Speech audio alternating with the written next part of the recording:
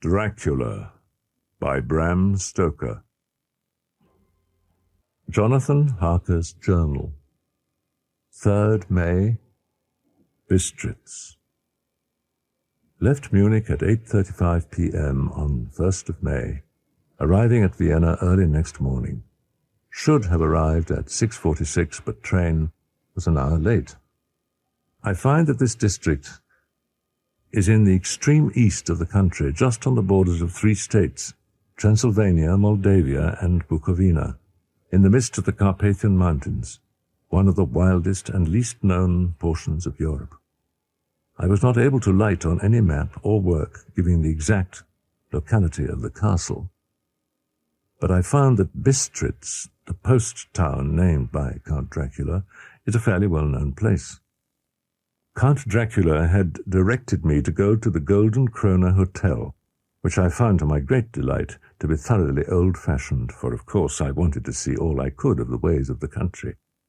I was evidently expected, for when I got near the door, I faced a cheery-looking elderly woman in the usual peasant dress. When I came close, she bowed and said, "The Herr Englishman?" "Yes," I said, "Jonathan Harker." She smiled and gave me a letter. My friend, welcome to the Carpathians. I am anxiously expecting you. Sleep well tonight. At 3 tomorrow, the public coach will start for Bukovina. A place on it is kept for you. At the Borgo Pass, my carriage will await you and will bring you to me. I trust that your journey from London has been a happy one, and that you will enjoy your stay in my beautiful land. Your friend, Dracula. 4th of May. Just before I was leaving, the old lady came up to my room and said in a very hysterical way, "Must you go? Oh, young Herr, must you go?" When I told her that I must go at once, and that I was engaged on important business, she went down on her knees and implored me not to. It was all very ridiculous, but I didn't feel comfortable. I soon lost sight and recollection of ghostly fears in the beauty of the scene as we drove along. Before us lay a green, sloping land full of forests and woods, with here and there steep hills crowned with clumps of trees or with farmhouses. Beyond the swelling hills rose mighty slopes of forest up to the lofty steeps of the Carpathians themselves. When it grew dark, there seemed to be some excitement amongst the passengers, and they kept speaking to the driver as though urging him to further speed. He lashed the horses unmercifully with his long whip, and with wild cries of encouragement urged them on to further exertions. Then the mountains seemed to come nearer to us on each side, and to frown down upon us. We were entering the Borgo Pass. I was now myself looking out for the conveyance which was to take me to the Count, but there was no sign of a vehicle. The passengers drew back with a sigh of gladness which seemed to mock my own disappointment. I was already thinking what I had best do, when the horses began to neigh and snort and plunge wildly, so that the driver had to hold them up. Then, amongst a chorus of screams from the peasants and a universal crossing of themselves, a calèche with 4 horses drove up behind us, overtook us, and drew up beside the coach.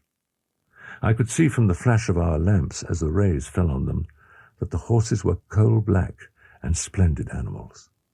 They were driven by a tall man with a long brown beard and a great black hat, which seemed to hide his face from us. I could only see the gleam of a pair of very bright eyes, which seemed red in the lamplight. As he turned to us, he said to the driver, "You are early tonight, my friend." As he spoke, he smiled, and the lamplight fell on a hard-looking mouth, with very red lips and sharp-looking teeth as white as ivory.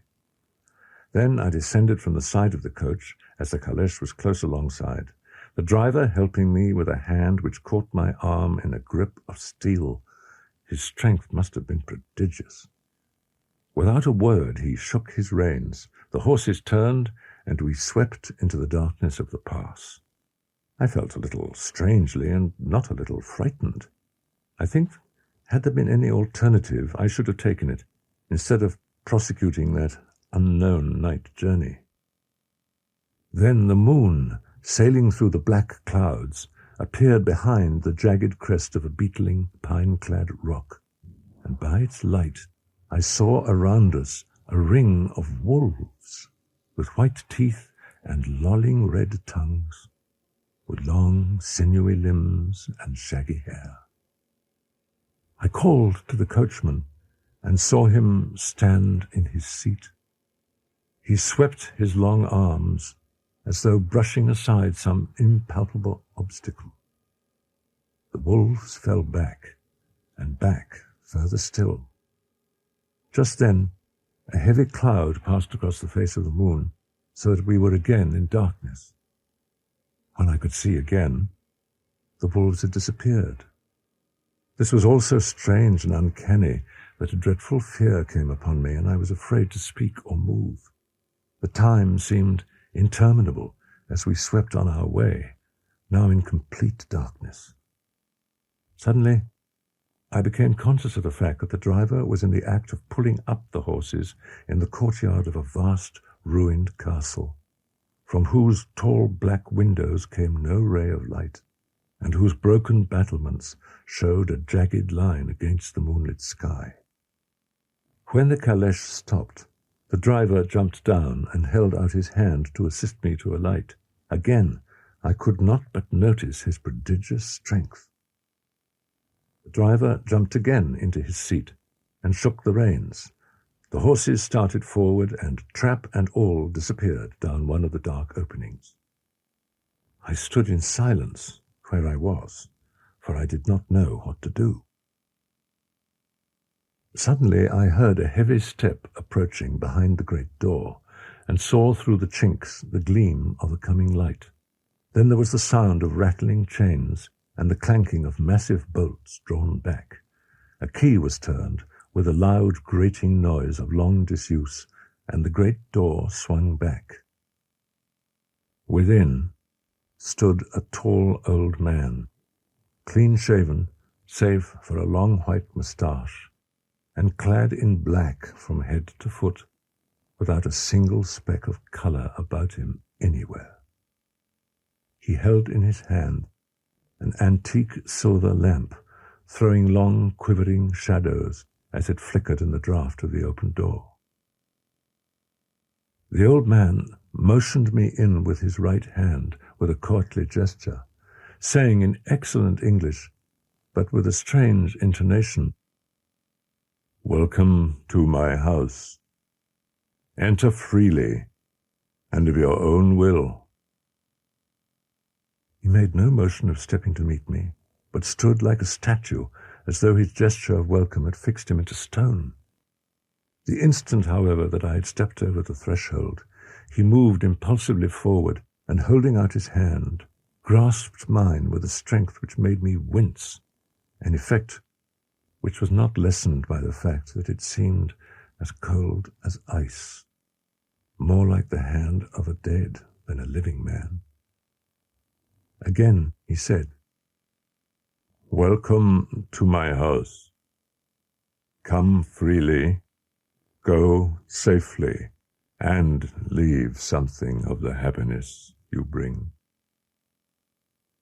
Count Dracula? He bowed in a courtly way as he replied, "I am Dracula, and I bid you welcome, Mr. Harker, to my house. Come in. The night air is chill, and you must need to eat and rest."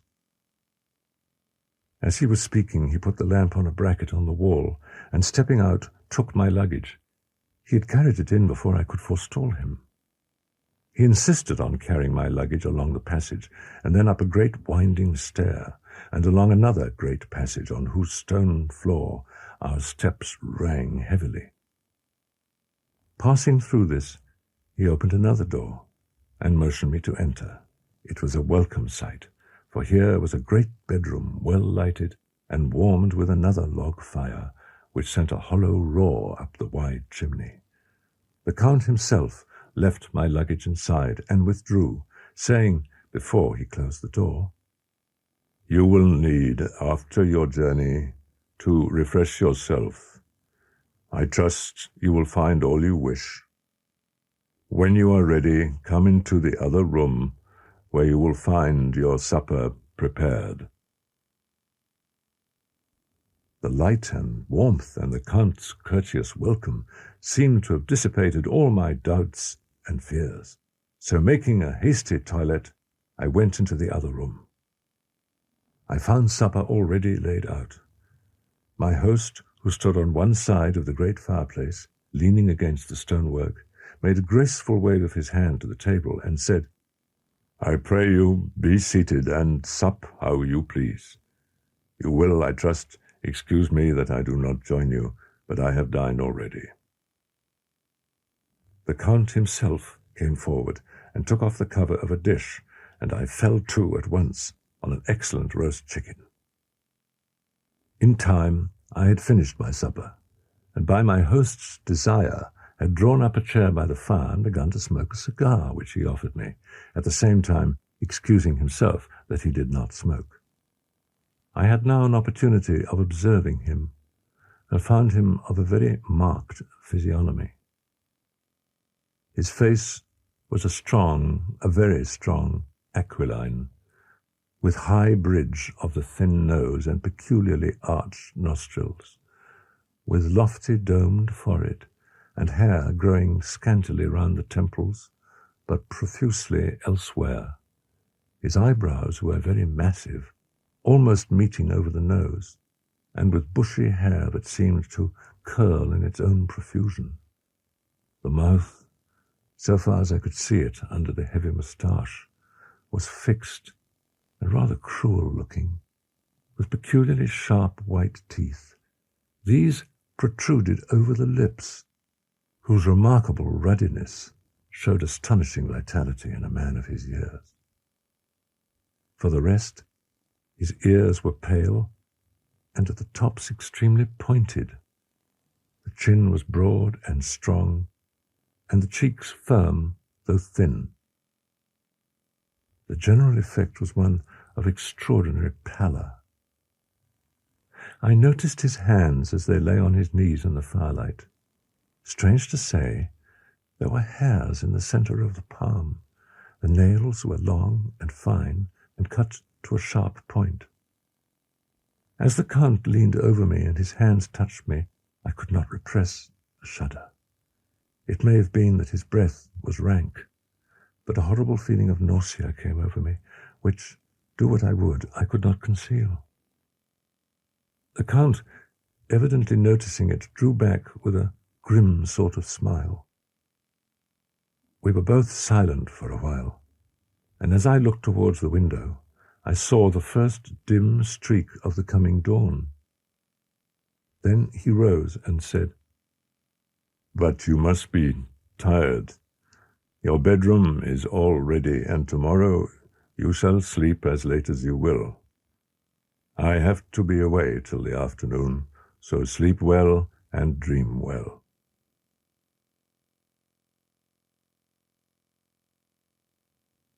7th May. There are certainly odd deficiencies in the house, considering the extraordinary evidences of wealth which are around me. In none of the rooms is there a mirror. There is not even a toilette glass on my table, and I had to get the little shaving glass from my bag before I could either shave or brush my hair. I have not seen a servant anywhere, or heard a sound near the castle except the howling of wolves. In the library I found, to my great delight, a vast number of English books, whole shelves full of them, and bound volumes of magazines and newspapers. Whilst I was looking at the books, the door opened and the Count entered. He saluted me in a hearty way and hoped that I had had a good night's rest.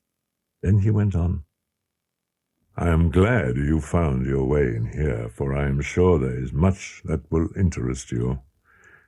These friends," and he laid his hand on some of the books, have been good friends to me, and for some years past, ever since I had the idea of going to London, they have given me many, many hours of pleasure.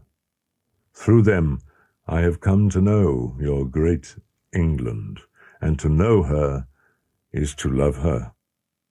I long to go through the crowded streets of your mighty London, to be in the midst of the whirl and rush of humanity, to share its life, its change, its death, and all that makes it what it is.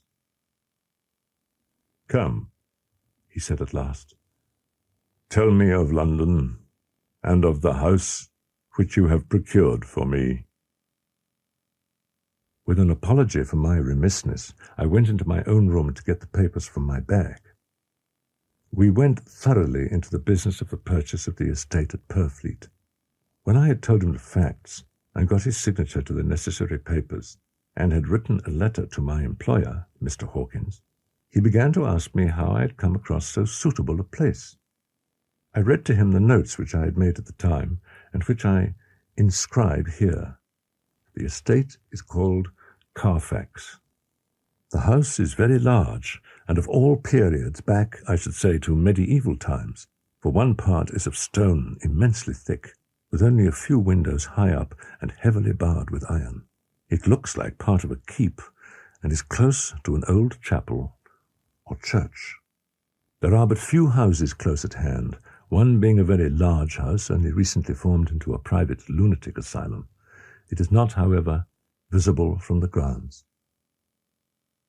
When I had finished, he said, I'm glad that it is old and big. I myself am of an old family, and to live in a new house would kill me.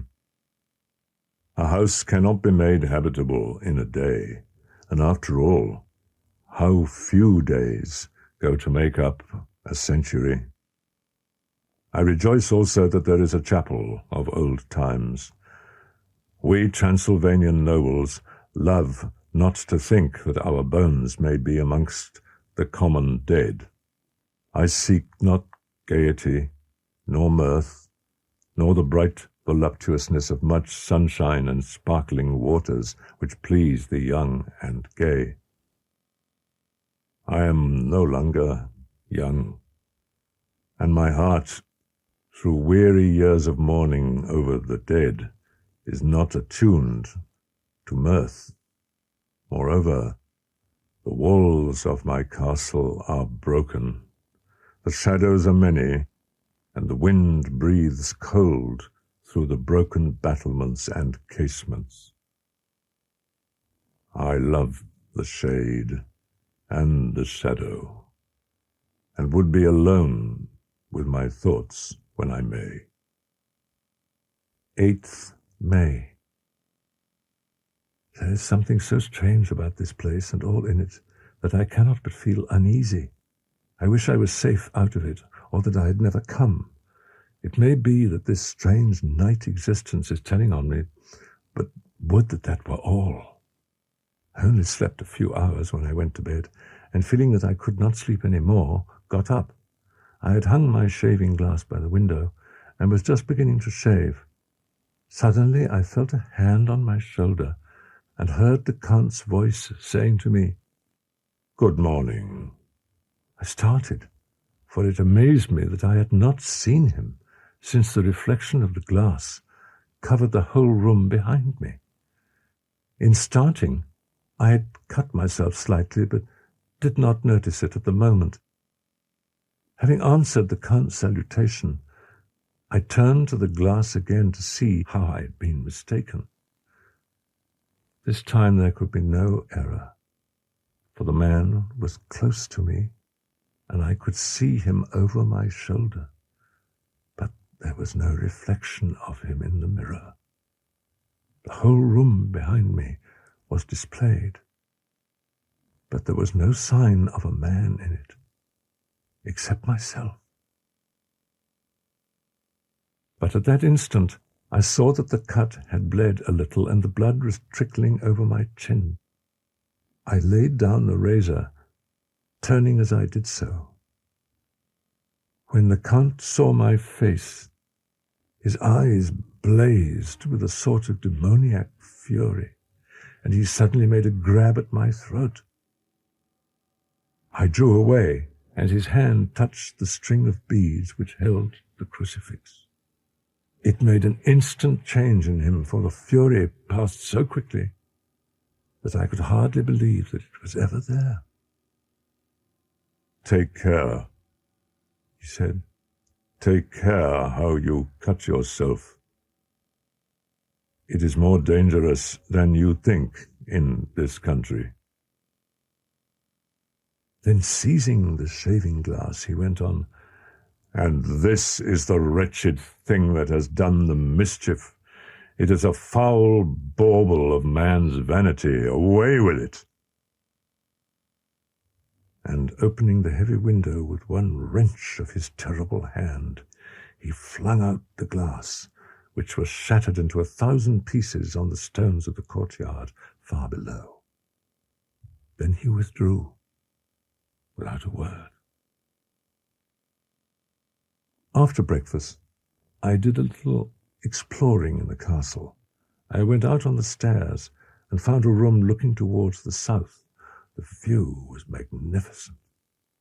But I am not in heart to describe beauty, for when I had seen the view, I explored further. Doors, doors, doors everywhere, and all locked and bolted.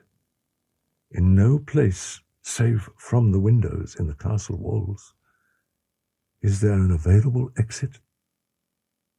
The castle is a veritable prison, and I am a prisoner. 9th May, midnight. I have had a long talk with the Count. I asked him a few questions on Transylvanian history, and he warmed up to the subject wonderfully, especially of battles. He spoke as if he had been present at them all. "We, Dracula, have a right to be proud, for in our veins flows the blood of many brave races who fought as the lion fights for lordship.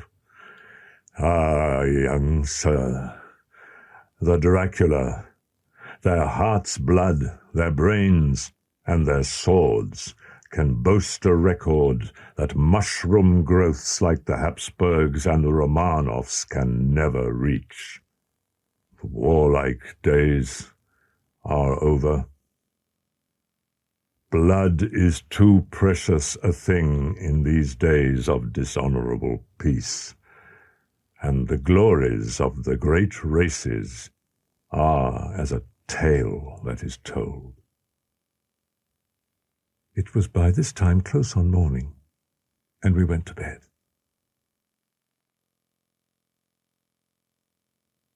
16th May. God preserve my sanity, for to this I am reduced. Safety and the assurance of safety are things of the past. Whilst I live on here, there is but one thing to hope for, that I may not go mad, if indeed I be not mad already. Last night I went to my room. After a little while, not hearing any sound, I came out and went up the stone stair to where I could look out towards the south. As I leaned from the window, my eye was caught by something moving a story below me. What I saw was the Count's head coming out from the window. I was at first interested and somewhat amused, but my feelings changed to repulsion and terror when I saw the whole man slowly emerge from the window and begin to crawl down the castle wall over that dreadful abyss, face down, with his cloak spreading out around him like great wings. What manner of man is this? Or what manner of creature is it in the semblance of man? I knew he had left the castle now, and thought to use the opportunity to explore more than I had dared to do as yet. I went back to the room, and taking a lamp, tried all the doors. They were all locked, as I had expected. At last, however, I found one door at the top of a stairway, which, though it seemed to be locked, gave a little under pressure. Evidently I was now in a wing of the castle occupied in bygone days, for the furniture had more air of comfort than any I had seen. After trying a little to school my nerves, I found a soft quietude come over me. I sat at a little oak table where in old times possibly some fair lady sat to pen her ill-spelt love letter, and writing in my diary in shorthand all that has happened since I closed it last. When I had written in my diary, and had fortunately replaced the book and pen in my pocket, the sense of sleep was upon me. I suppose I must have fallen asleep, but I fear all that followed was startlingly real. I was not alone. The room was the same, unchanged in any way since I came into it. I could see along the floor in the brilliant moonlight my own footsteps marked where I had disturbed a long accumulation of dust. In the moonlight opposite me were 3 young women, ladies by their dress and manner. I thought at the time that I must be dreaming when I saw them, for though the moonlight was behind them, they threw no shadow on the floor. They came close to me and looked at me for some time and then whispered together. 2 were dark and had high aquiline noses like the Count, and great dark piercing eyes that seemed to be almost red when contrasted with the pale yellow moon. The other was fair as can be, with great wavy masses of golden hair and eyes like pale sapphires. I seemed somehow to know her face, and to know it in connection with some dreamy fear, but I could not recollect at the moment how or where. All 3 had brilliant white teeth that shone like pearls against the ruby of their voluptuous lips. There was something about them that made me uneasy, some longing, and at the same time some deadly fear. I felt in my heart a wicked, burning desire that they would kiss me with those red lips. It is not good to note this down, lest some day it should meet Mina's eyes and cause her pain, but it is the truth. They whispered together, and then they all 3 laughed. Such a silvery musical laugh, but as hard as though the sound never could have come through the softness of human lips. It was like the intolerable tingling sweetness of water glasses when played on by a cunning hand. The fair girl shook her head coquettishly, and the other 2 urged her on. One said, "Go on. You are first, and we shall follow. Yours is the right to begin." The other added, "He is young and strong. There are kisses for us all." I lay quiet, looking out under my eyelashes in an agony of delightful anticipation. The fair girl advanced and bent over me till I could feel the movement of her breath upon me. Sweet it was in one sense, honey sweet, and sent the same tingling through the nerves as her voice, but with a bitter underlying sweet, a bitter offensiveness, as one smells in blood. I was afraid to raise my eyelids, but looked out and saw perfectly under the lashes. The fair girl went on her knees and bent over me, fairly gloating. There was a deliberate voluptuousness which was both thrilling and repulsive, and as she arched her neck, she actually licked her lips like an animal. till I could see in the moonlight the moisture shining on the scarlet lips and on the red tongue as it lapped the white, sharp teeth. Lower and lower went her head as the lips went below the range of my mouth and chin and seemed about to fasten on my throat. Then she paused, and I could hear the churning sound of her tongue as it licked her teeth and lips, and could feel the hot breath on my neck. Then the skin of my throat began to tingle as one's flesh does when the hand that has tickled it approaches nearer. Nearer. I could feel the soft, shivering touch of the lips on the supersensitive skin of my throat, and the hard dents of two sharp teeth just touching and pausing there. I closed my eyes in a languorous ecstasy and waited with beating heart. Yet at that instant, another sensation swept through me as quick as lightning. I was conscious of the presence of the Count, and of his being as if lapped in a storm of fury. As my eyes opened involuntarily, I saw his strong hand grasp the slender neck of the fair woman, and with giant's power draw it back, the blue eyes transformed with fury, the white teeth champing with rage, and the fair cheeks blazing red with passion. But the Count! Never did I imagine such wrath and fury, even in the demons of the pit. His eyes were positively blazing. The red light in them was lurid, as if the flames of hell fire blazed behind them. His face was deathly pale, and the lines of it were hard like drawn wires. The thick eyebrows that met over the nose now seemed like a heaving bar of white-hot metal. With a fierce sweep of his arm, he hurled the woman from him, and then motioned to the others as though he were beating them back.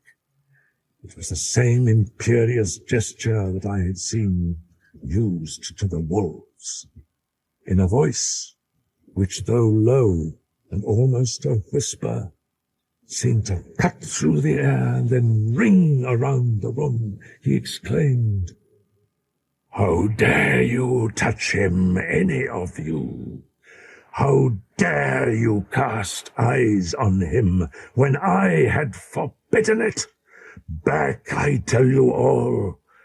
This man belongs to me.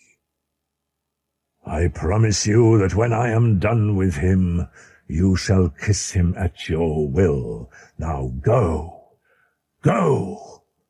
I must awaken him, for there is work to be done."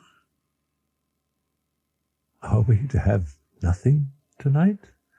said one of them with a low laugh, as she pointed to the bag which he had thrown upon the floor, and which moved as though there were some living thing within it.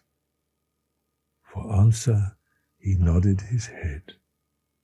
One of the women jumped forward and opened it. If my ears did not deceive me, there was a gasp and a low wail as of a half-smothered child. The women closed round, whilst I was aghast with horror. But as I looked, they disappeared, and with them the dreadful bag. There was no door near them, and they could not have passed me without my noticing.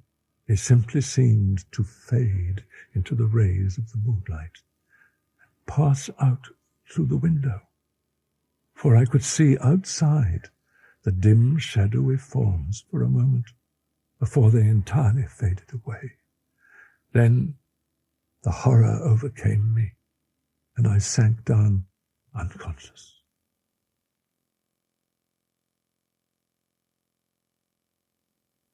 19th May. I am surely in the toils. Last night the Count asked me in the suavest tones to write 3 letters, one saying that my work here was nearly done and that I should start for home within a few days. Another, that I was starting on the next morning from the time of the letter. And the third, that I had left the castle and arrived at Bistritz. I asked him what dates I should put on the letters. He calculated a minute and then said, "The first should be June 12, the second June 19, and the third June 29. I know now the span of my life. God help me. 17th June. This morning, as I was sitting on the edge of my bed, cudgelling my brains, I heard without a cracking of whips and pounding and scraping of horses' feet up the rocky path beyond the courtyard.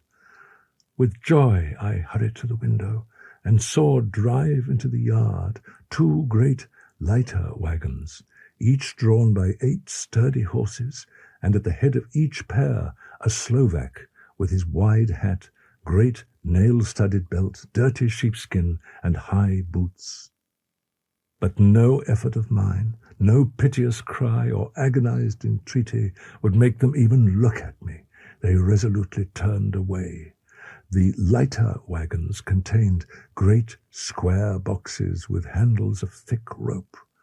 They were evidently empty by the ease with which the Slovaks handled them, and by their resonance as they were roughly moved. 21st June. Before morning. Last night the Count left me early and locked himself into his own room. Suddenly I heard a sound in the courtyard without, the agonized cry of a woman. "Monster! Give me my child!" She threw herself on her knees and, raising up her hands, cried the same words in tones which wrung my heart. Then she tore her hair and beat her breast and abandoned herself to all the violences of extravagant emotion. Finally, she threw herself forward, and although I could not see her, I could hear the beating of her naked hands against the door. Somewhere, high overhead, probably on the tower, I heard the voice of the Count calling in his harsh metallic whisper. His call seemed to be answered from far and wide by the howling of wolves. Before many minutes had passed, a pack of them poured like a pent-up dam when liberated through the wide entrance into the courtyard. There was no cry from the woman, and the howling of the wolves was but short. Before long, they streamed away singly, licking their lips. I could not pity her, for I knew now what had become of her child, and she was better dead. What shall I do? What can I do? How can I escape from this dreadful thrall of night and gloom and fear? 29th June. Today is the date of my last letter, the last of that fatal series which is to blot out the very traces of my existence from the earth. I went, whilst my courage was fresh, straight to the window on the south side, and at once got outside on the narrow ledge of stone which runs round the building on this side. I knew pretty well the direction and distance of the Count's window, and made for it as well as I could, till I found myself standing on the window-sill and trying to raise up the sash. I was filled with agitation, however, when I bent down and slid feet foremost in through the window. The room was empty. At one corner was a heavy door. I tried it. It was open, and led through a stone passage to a circular stairway which went steeply down. At the bottom there was a dark tunnel-like passage through which came a deathly, sickly odour, the odour of old earth newly turned, As I went through the passage, the smell grew closer and heavier. At last I pulled open a heavy door which stood ajar, and found myself in an old ruined chapel which had evidently been used as a graveyard. The ground had recently been dug over, and the earth placed in great wooden boxes, manifestly those which had been brought by the Slovaks. There, in one of the great boxes, on a pile of newly dug earth, lay the Count. He was either dead or asleep. I could not say which, for the eyes were open and stony, but without the glassiness of death. But there was no sign of movement, no pulse, no breath, no beating of the heart. He looked as if his youth had been half renewed, for the white hair and moustache were changed to dark iron grey. The cheeks were fuller, and the white skin seemed ruby red underneath. The mouth was redder than ever, for on the lips were gouts of fresh blood, which trickled from the corners of the mouth and ran over the chin and neck. Even the deep burning eyes seemed set amongst swollen flesh, for the lids and pouches underneath were bloated. It seemed as if the whole awful creature were simply gorged with blood. He lay like a filthy leech, exhausted with his repletion. A terrible desire came upon me to rid the world of such a monster. There was no lethal weapon at hand, but I seized a shovel which the workmen had been using to fill the cases, and lifting it high, struck with the edge downward at the hateful face. But as I did so, the head turned, and the eyes fell full upon me, with all their blaze of basilisk horror. The sight seemed to paralyze me, and the shovel turned in my hand and glanced from the face, merely making a deep gash above the forehead. The shovel fell from my hand across the box, and as I pulled it away, the flange of the blade caught the edge of the lid, which fell over again and hid the horrid thing from my sight. The last glimpse I had was of the bloated face, blood-stained and fixed with a grin of malice, which would have held its own in the nethermost hell. I thought and thought what should be my next move, but my brain seemed on fire. I heard in the distance a gypsy song, sung by merry voices coming closer, and through their song the rolling of heavy wheels and the cracking of whips. The Slovaks were coming. I ran from the place and gained the Count's room. I was a prisoner, and the net of doom was closing round me more closely. As I write, there is in the passage below a sound of many tramping feet, and the crash of weights being set down heavily, doubtless the boxes with their freight of earth. There is a sound of hammering. It is the box being nailed down. Now I can hear in the courtyard and down the rocky way the roll of heavy wheels, the crack of whips, and the chorus of the gypsies as they pass into the distance. I'm alone in the castle with those awful women. I shall not remain alone with them. I shall try to scale the castle wall farther than I have yet attempted.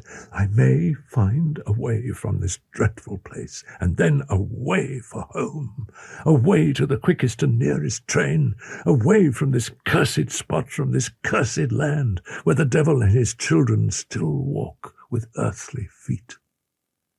At least God's mercy is better than that of these monsters, and the precipice is steep and high. At its foot a man may sleep as a man. Goodbye, all.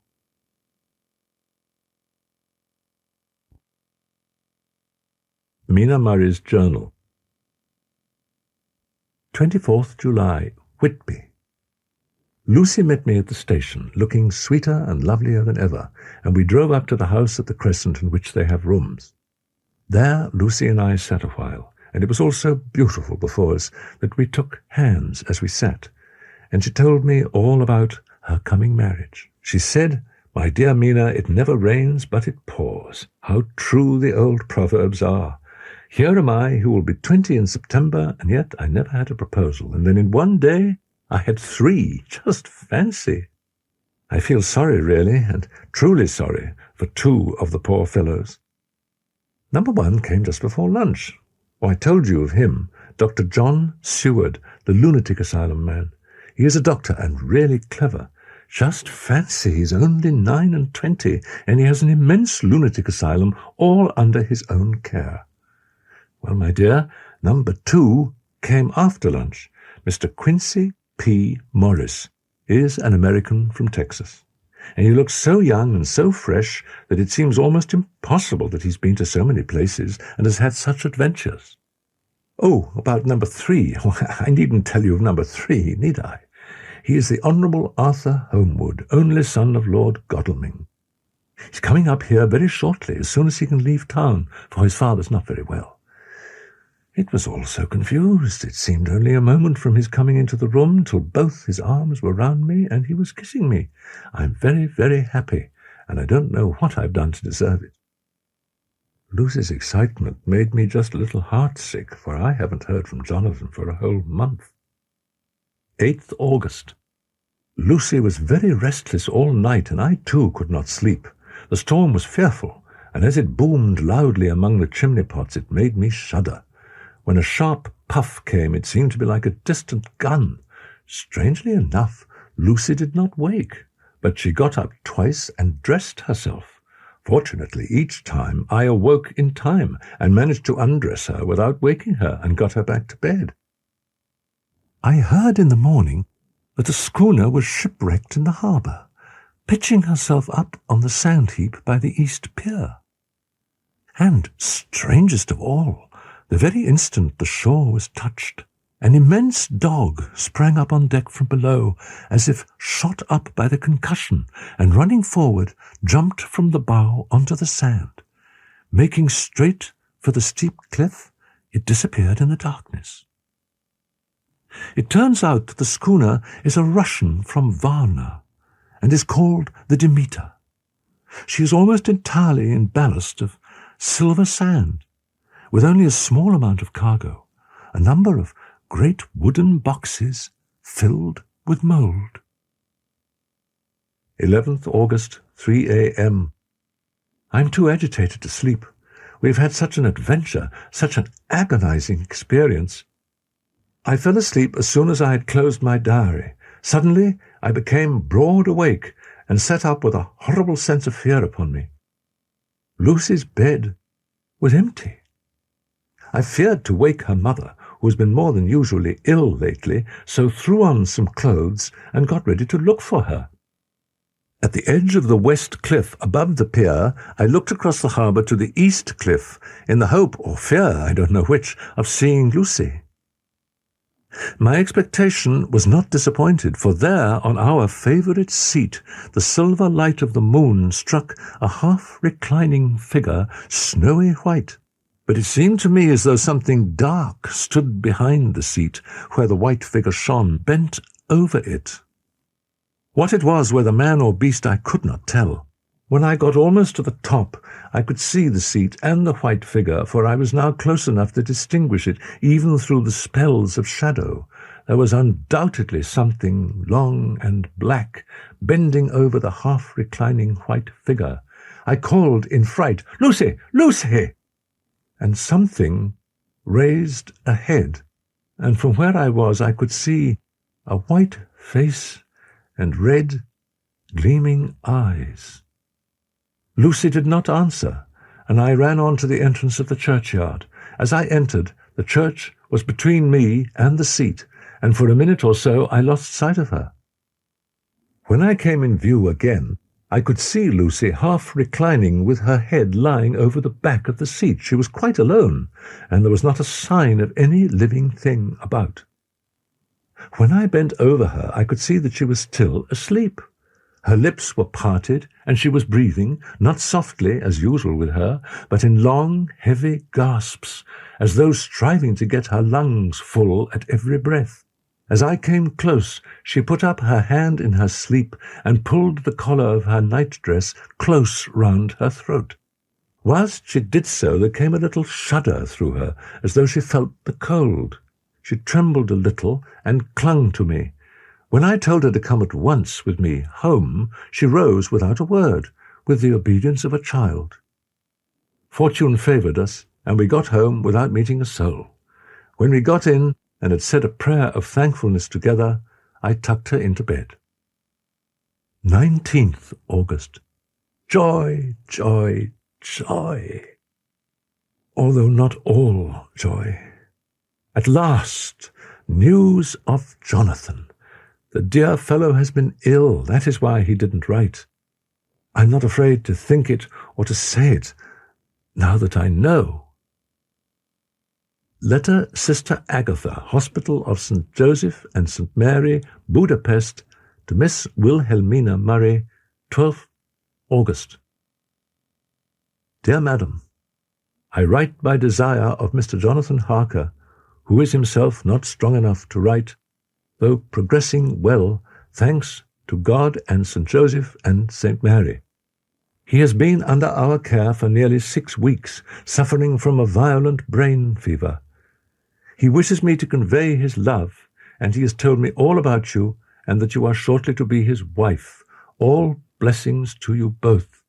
He has had some fearful shock, so says our doctor, and in his delirium his ravings have been dreadful, of wolves and poison and blood, of ghosts and demons, and I fear to say of what. Yours with sympathy and all blessings, Sister Agatha. Mr. Hawkins sent me on this letter, and wrote himself, oh, so kindly. I am to leave in the morning and to go over to Jonathan and to help to nurse him if necessary and to bring him home. Mr. Hawkins says it would not be a bad thing if we were to be married out there. I must write no more. I must keep it to say to Jonathan, my husband.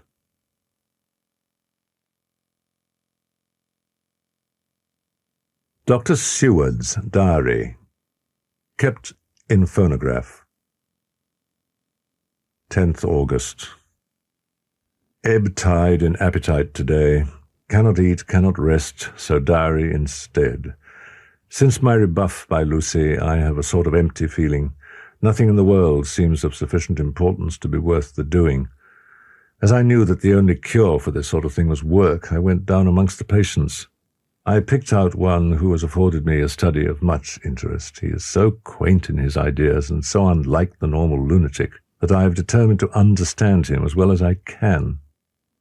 R. M. Renfield, ETAT 59, sanguine temperament, great physical strength, morbidly excitable, periods of gloom. He has certain qualities very largely developed. Selfishness, secrecy, and purpose. I wish I could get at what is the object of the latter. He seems to have some settled scheme of his own, but what it is I do not yet know. 19th August. Strange and sudden change in Renfield last night. At 9 o'clock, the night watchman came to see me, sent up from the ward to say that Renfield had escaped. I ran as quickly as I could. As I got through the belt of trees, I saw a white figure scale the high wall which separates our grounds from those of the deserted house. I ran back at once and told the watchman to get 3 or 4 men immediately and follow me into the grounds of Carfax in case our friend might be dangerous. I got a ladder myself, and crossing the wall, dropped down on the other side. I could see Renfield's figure just disappearing behind the angle of the house, so I ran after him. On the far side of the house, I found him pressed close against the old iron-bound oak door of the chapel. My men had now crossed the wall and were closing him in. I heard him say, "I am here to do your bidding, master. I am your slave, and you will reward me, for I shall be faithful. I have worshipped you long and afar off.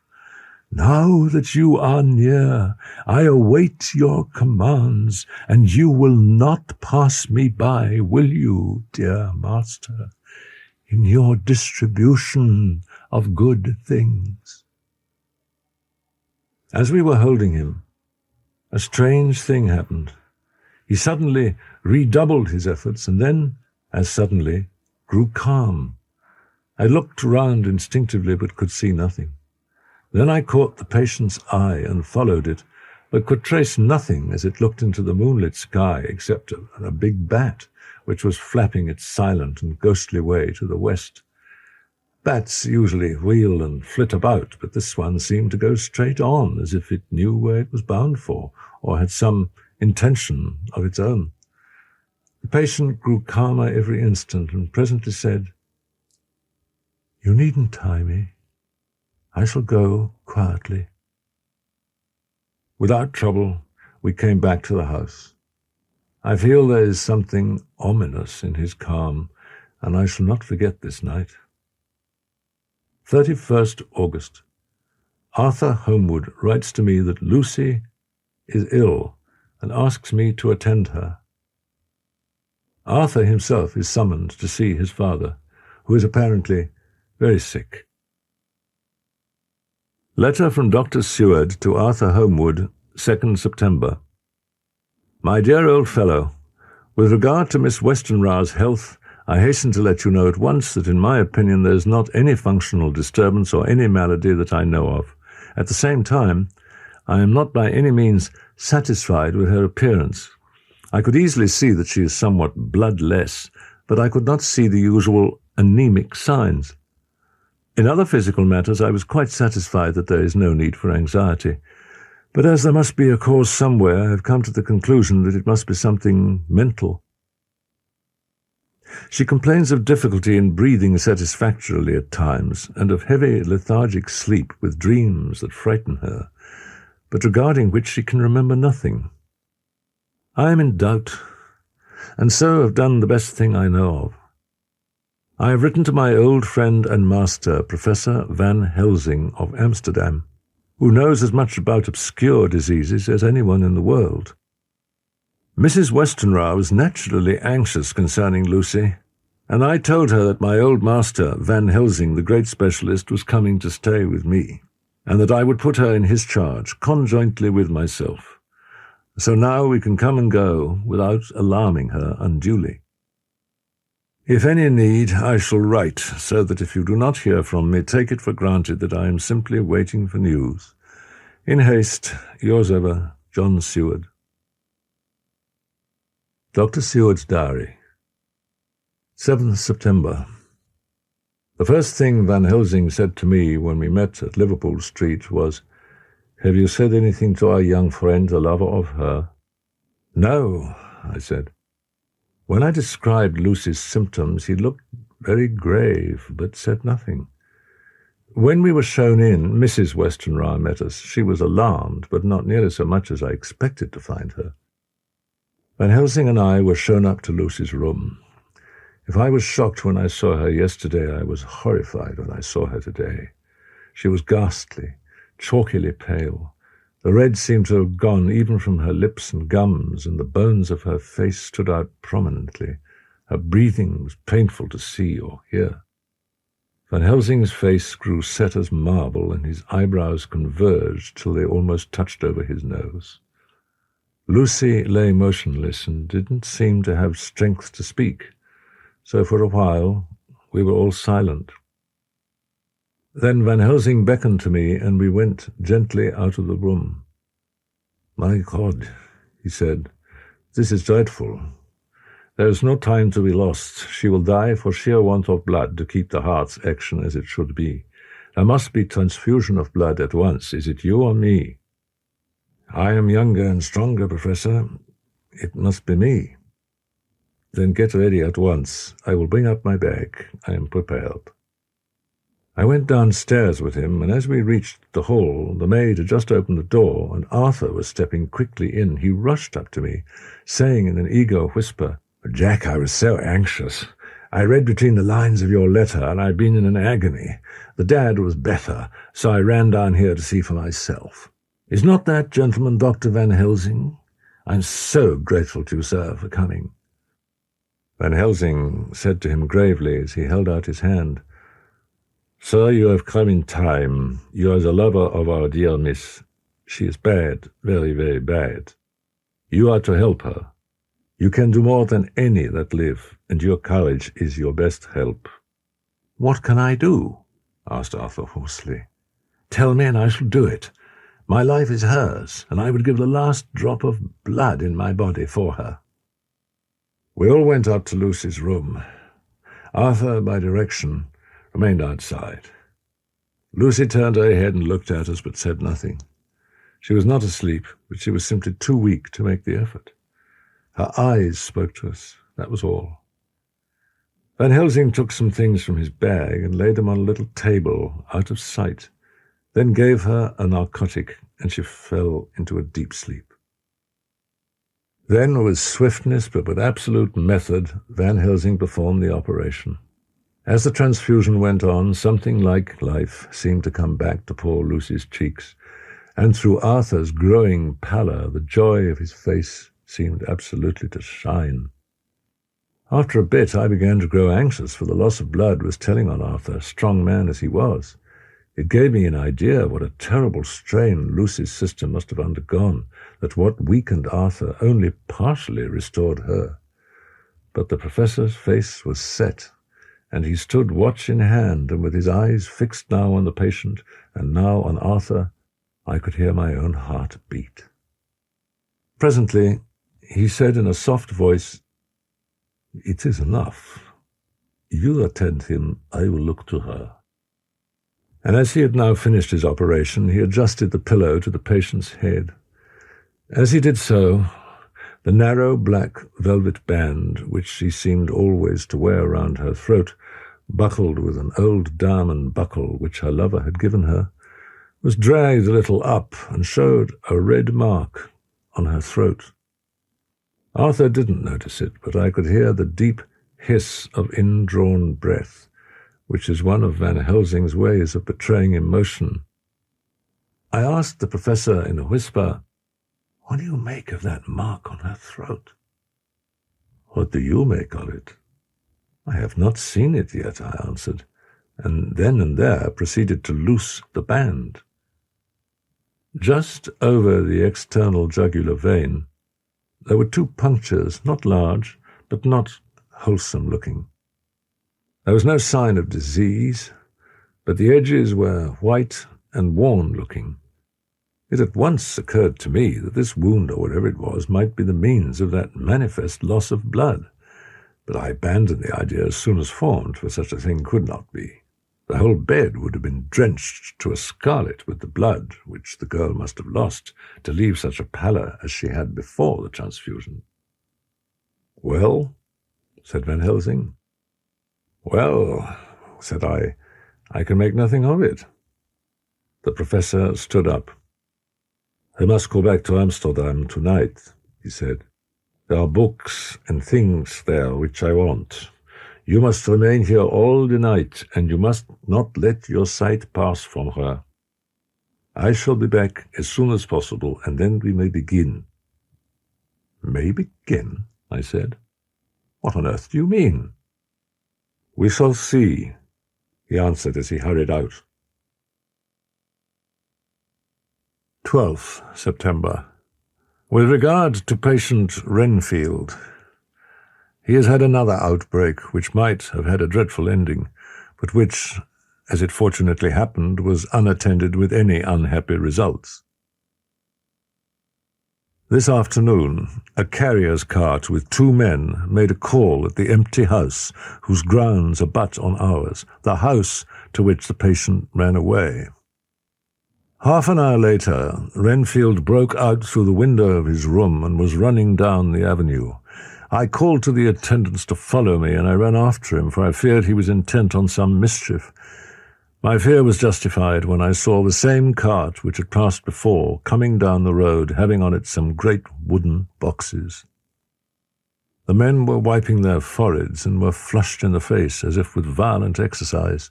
Before I could get up to him, the patient rushed at them and, pulling one of them off the cart, began to knock his head against the ground. If I hadn't seized him just at the moment, I believe he would have killed the man there and then. The 2 carriers were at first loud in their threats of actions for damages, but with each a sovereign in hand, they made light of the attack. 18th September. Surely there is some horrible doom hanging over us, that every possible accident should thwart us in all we try to do. I drove to Hillingham and arrived at 10 in the morning. Then we ascended to Lucy's room.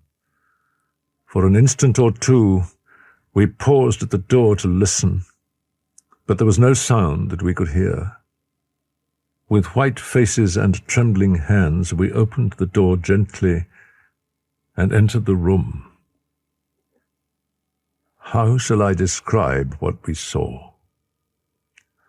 On the bed lay 2 women, Lucy and her mother. The latter lay farthest in, and she was covered with a white sheet, the edge of which had been blown back by the draught through the broken window, showing the drawn white face with a look of terror fixed upon it. By her side lay Lucy, with face white and still more drawn. The flowers which had been round her neck we found upon her mother's bosom, and her throat was bare, showing the 2 little wounds which we had noticed before, but looking horribly white and mangled. Without a word, the professor bent over the bed, his head almost touching poor Lucy's breast. Then he gave a quick turn of his head, and leaping to his feet, he cried out to me, "It is not too late! Quick!" We took Lucy into another room, which had by now been prepared, and laid her in bed and forced a few drops of brandy down her throat. I noticed that Van Helsing tied a soft silk handkerchief round her throat. He was evidently torturing his mind about something, so I waited for an instant, and he spoke.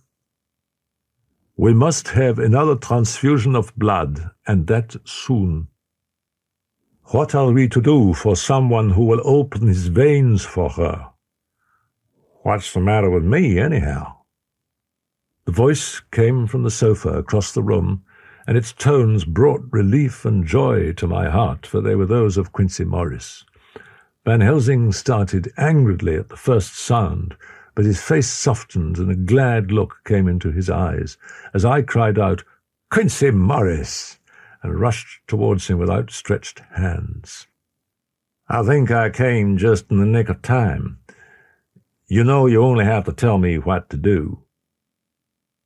Once again we went through that ghastly operation.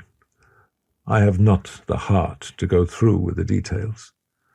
Lucy had got a terrible shock. Her struggle back into life was something frightful to see and hear. However, the action of both heart and lungs improved, and Van Helsing made a subcutaneous injection of morphia as before, and with good effect. Her faint became a profound slumber. The professor watched whilst I went downstairs with Quincy Morris. I left Quincy lying down after having a glass of wine, and I went back to the room where Lucy now was. When I came softly in, I found Van Helsing with a sheet or 2 of notepaper in his hand. He had evidently read it, and was thinking it over as he sat with his hand to his brow. There was a look of grim satisfaction in his face, as of one who has had a doubt solved. He handed me the papers, saying only, It dropped from Lucy's breast when we carried her to the bath. Memorandum left by Lucy Westenra. 17th September, night. I write this and leave it to be seen. This is an exact record of what took place tonight. I feel I am dying of weakness and have barely strength to write. But it must be done, if I die in the doing. I was waked by the flapping at the window, which had begun after that sleepwalking on the cliff at Whitby, when Mina saved me, and which now I know so well. And outside in the shrubbery I heard a sort of howl like a dog's, but more fierce and deeper. I went to the window and looked out, but could see nothing except a big bat, which had evidently been buffeting its wings against the window. So I went back to bed again, but determined not to go to sleep. Presently the door opened, and Mother looked in. Seeing by my moving that I was not asleep, came in and sat by me. I was uneasy about your dying, and came in to see that you were all right. As she lay there in my arms, and I in hers, the flapping and buffeting came to the window again. She was startled and a little frightened, and cried out, "What's that?" There was the low howl again out in the shrubbery. And shortly after that, there was a crash at the window, and a lot of broken glass was hurled on the floor. The window blind blew back with the wind rushed in, and there was the head of a great, gaunt, grey wolf. Mother cried out in affright, and clutched wildly at anything that would help her. Amongst other things, she clutched the wreath of flowers that Dr. Bennet Helsing insisted on my wearing round my neck, and tore it away from me. For a second or two she sat up, pointing at the wolf, and there was a strange and horrible gurgling in her throat. Then she fell over, as if struck with lightning. I tried to stir, but there was some spell upon me, and dear Mother's poor body weighed me down. I remember no more for a while. The time didn't seem long, but very, very awful, till I recovered consciousness again. Somewhere near, a passing bell was tolling. The dogs, all round the neighbourhood, were howling. I called the maids, but got no answer. What am I to do? What am I to do? Goodbye, dear Arthur, if I should not survive this night. God keep you, dear. God help me. When I had read it, I stood looking at the professor, and after a pause I asked him, "In God's name, what does it all mean? Was she, or is she, mad? Or what sort of horrible danger is it?" I was so bewildered that I did not know what to say more. Van Helsing put out his hand and took the paper, saying, "Do not trouble about it now. Forget it for the present. You shall know and understand it all in good time."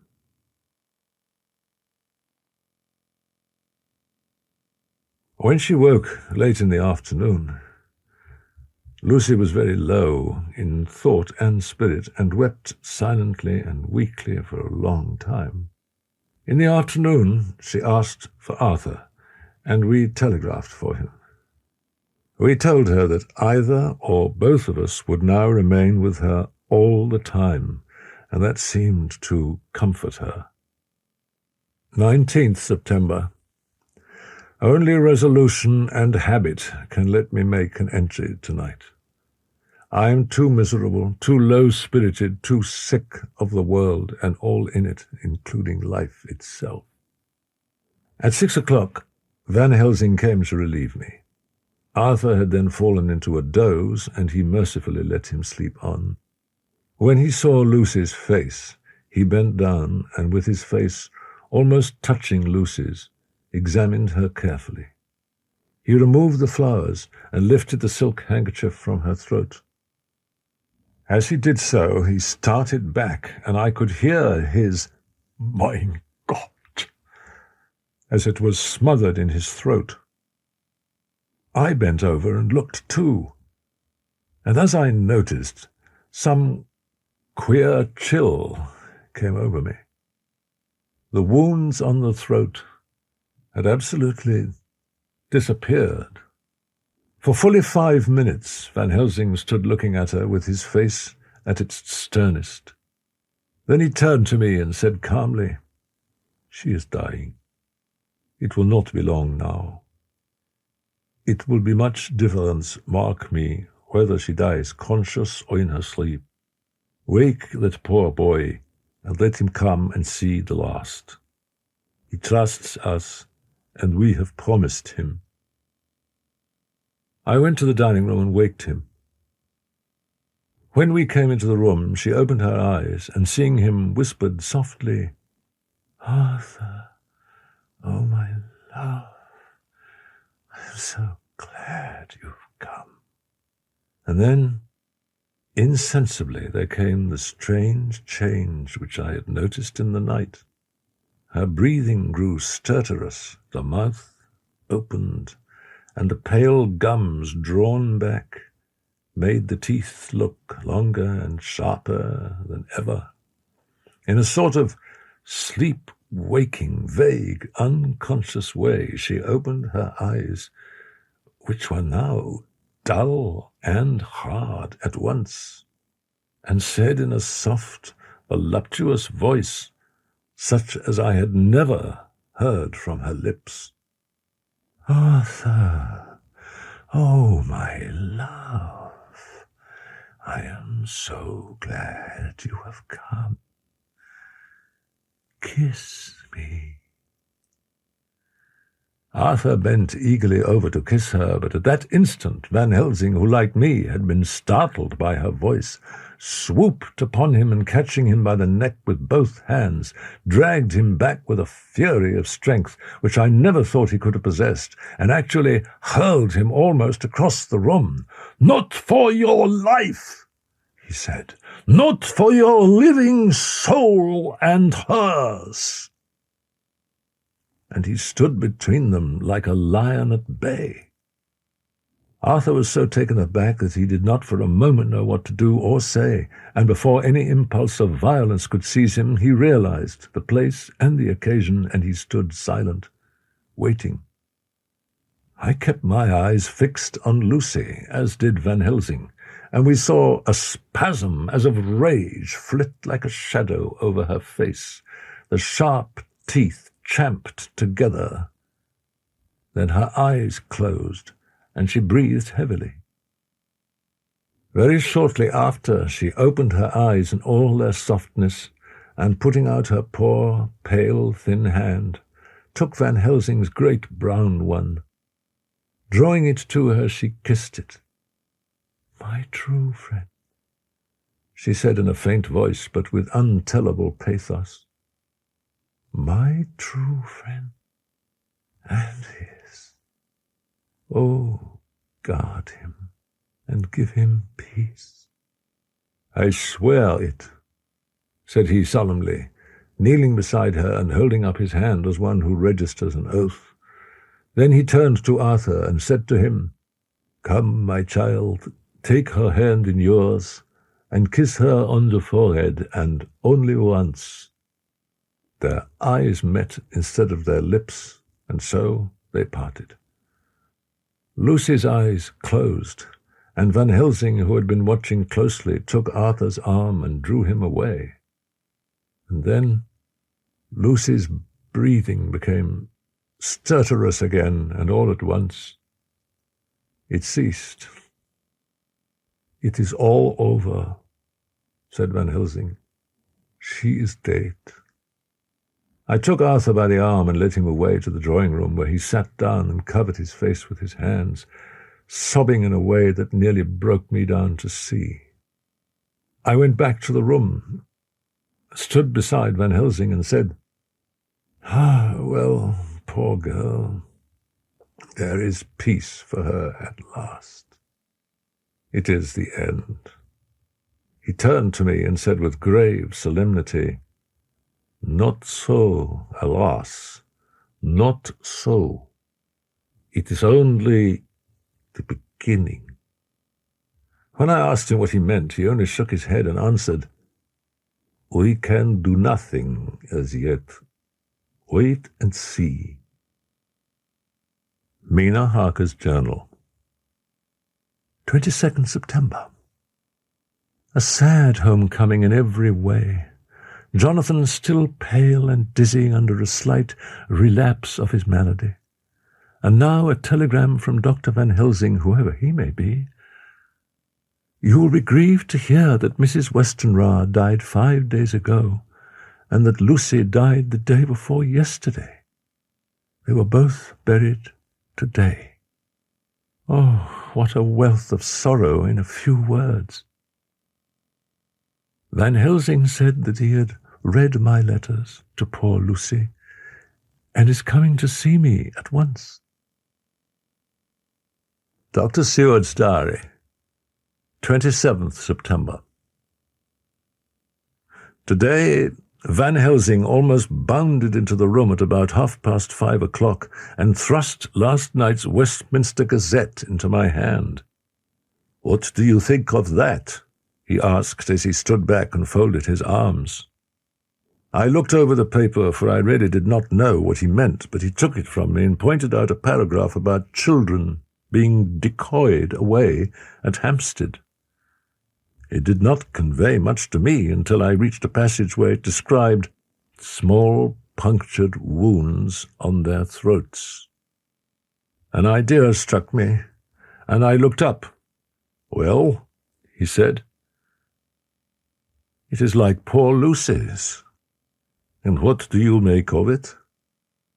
"Simply that there is some cause in common." "You think, then, that those so small holes in the children's throats were made by the same that made the hole in Miss Lucy?" "I suppose so." He stood up and said solemnly, "Then you are wrong. Oh, would it were so, but alas, no. It is worse, far, far worse." "In God's name, Professor Van Helsing, what do you mean?" I cried. He threw himself with a despairing gesture into a chair and placed his elbows on the table, covering his face with his hands as he spoke. "They were made by Miss Lucy." For a while sheer anger mastered me. It was as if he had, during her life, struck Lucy on the face. I smote the table hard and rose up as I said to him, "Dr. Van Helsing, are you mad?" He raised his head and looked at me, and somehow the tenderness of his face calmed me at once. "Would I were," he said. "Madness were easy to bear compared with truth like this. Oh, my friend, tomorrow night I go to prove it. Dare you come with me?" He saw my hesitation and spoke. "Tomorrow night you will come to me at the Berkeley Hotel at 10 of the clock. I shall send for Arthur to come too, and also that so fine young man of America that gave his blood. Later we shall all have work to do. I come with you so far as Piccadilly, and there dine, for I must go before the sun set." 29th September, morning. Last night, at a little before 10 o'clock, Arthur and Quincy came into Van Helsing's room. He told us all that he wanted us to do, but especially addressing himself to Arthur, as if all our wills were centered in his.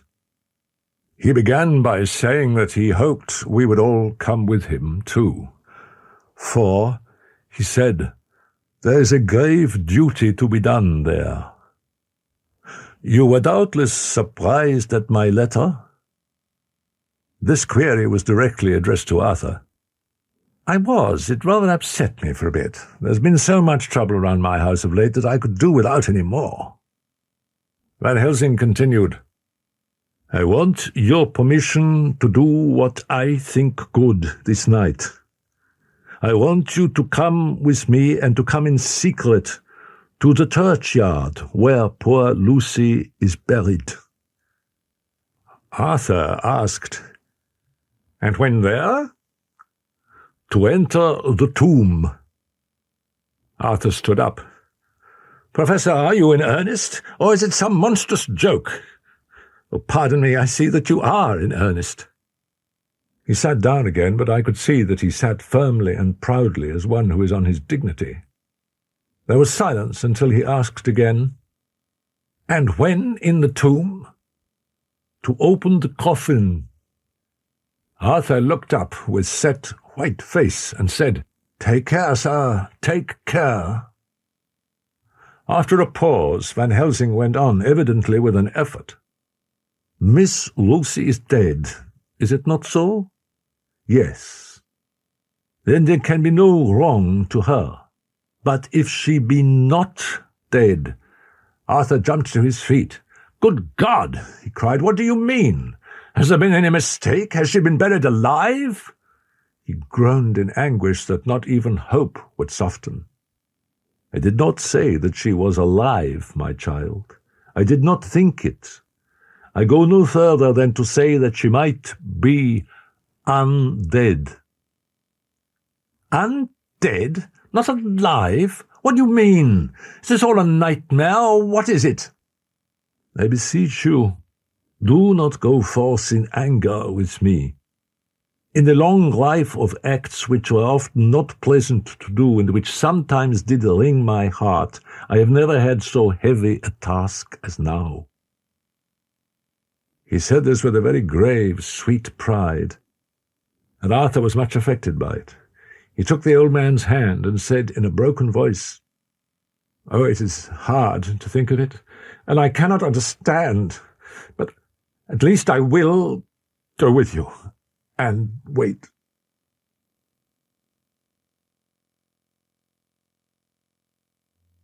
It was just a quarter before 12 o'clock when we got into the churchyard. The professor unlocked the door, and seeing a natural hesitation amongst us for various reasons, solved the difficulty by entering first himself.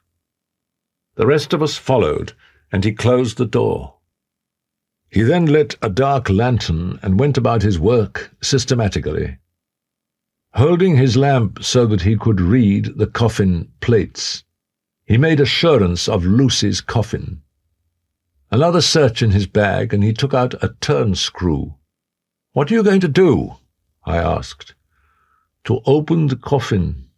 You shall yet be convinced. Straightway he began taking out the screws, and finally lifted off the lid, showing the casing of lead beneath. The sight was almost too much for me.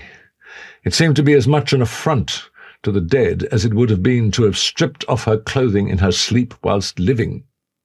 And again, fumbling in his bag, took out a tiny fret saw.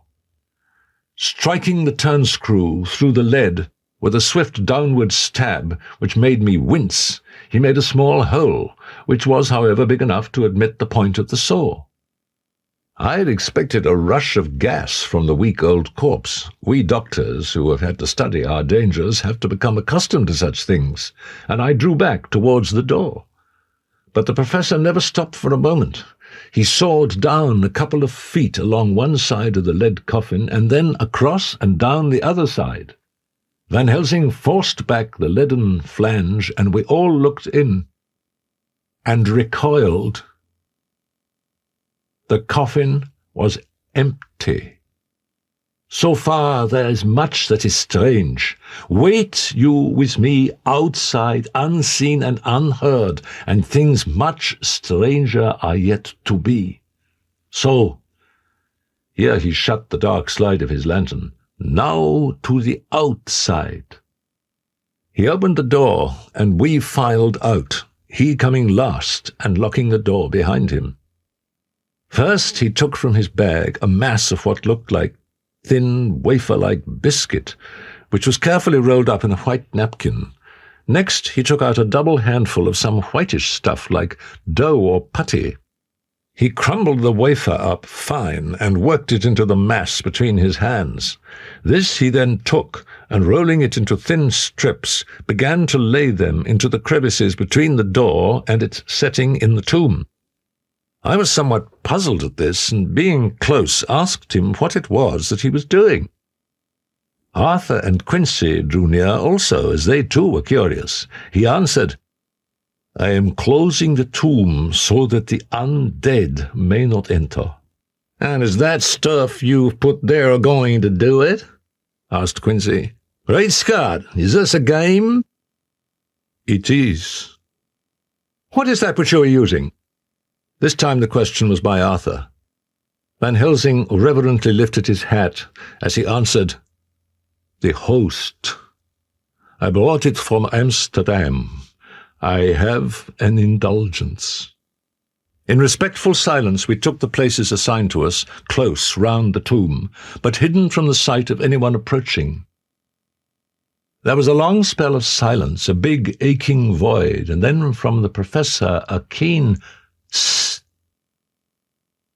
He pointed, and far down the avenue of yews we saw a white figure advance, a dim white figure which held something dark at its breast. The figure stopped, and at the moment a ray of moonlight fell between the masses of driving clouds and showed in startling prominence a dark-haired woman dressed in the cerements of the grave. We could not see the face, for it was bent down over what we saw to be a fair-haired child. There was a pause, and a sharp little cry, such as a child gives in sleep or a dog as it lies before the fire and dreams. We were starting forward, but the professor's warning hand, seen by us as he stood behind a yew tree, kept us back.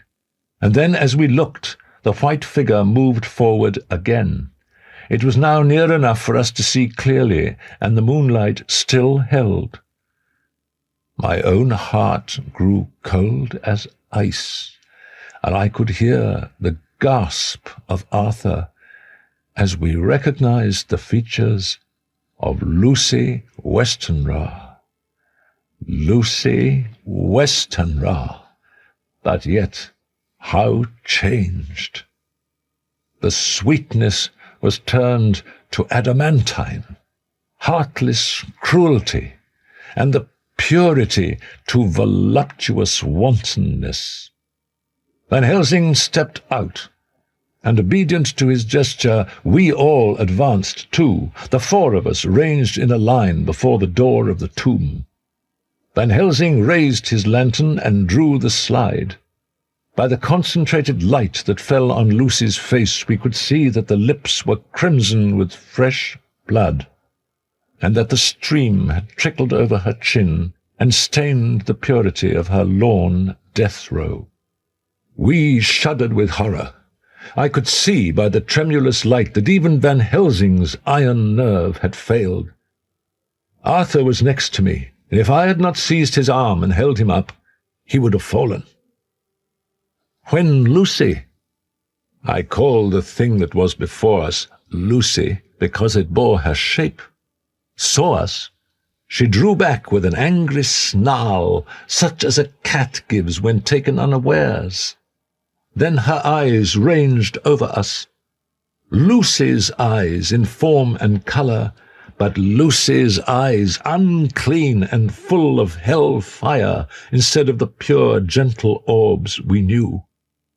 At that moment, the remnant of my love passed into hate and loathing. Had she then to be killed, I could have done it with savage delight. As she looked, her eyes blazed with unholy light, and the face became wreathed with a voluptuous smile. Oh, God, how it made me shudder to see it! With a careless motion, she flung to the ground, callous as a devil, the child that up to now she had clutched strenuously to her breast, growling over it as a dog growls over a bone. The child gave a sharp cry and lay there moaning. There was a cold-bloodedness in the act which wrung a groan from Arthur. When she advanced to him with outstretched arms and a wanton smile, he fell back and hid his face in his hands.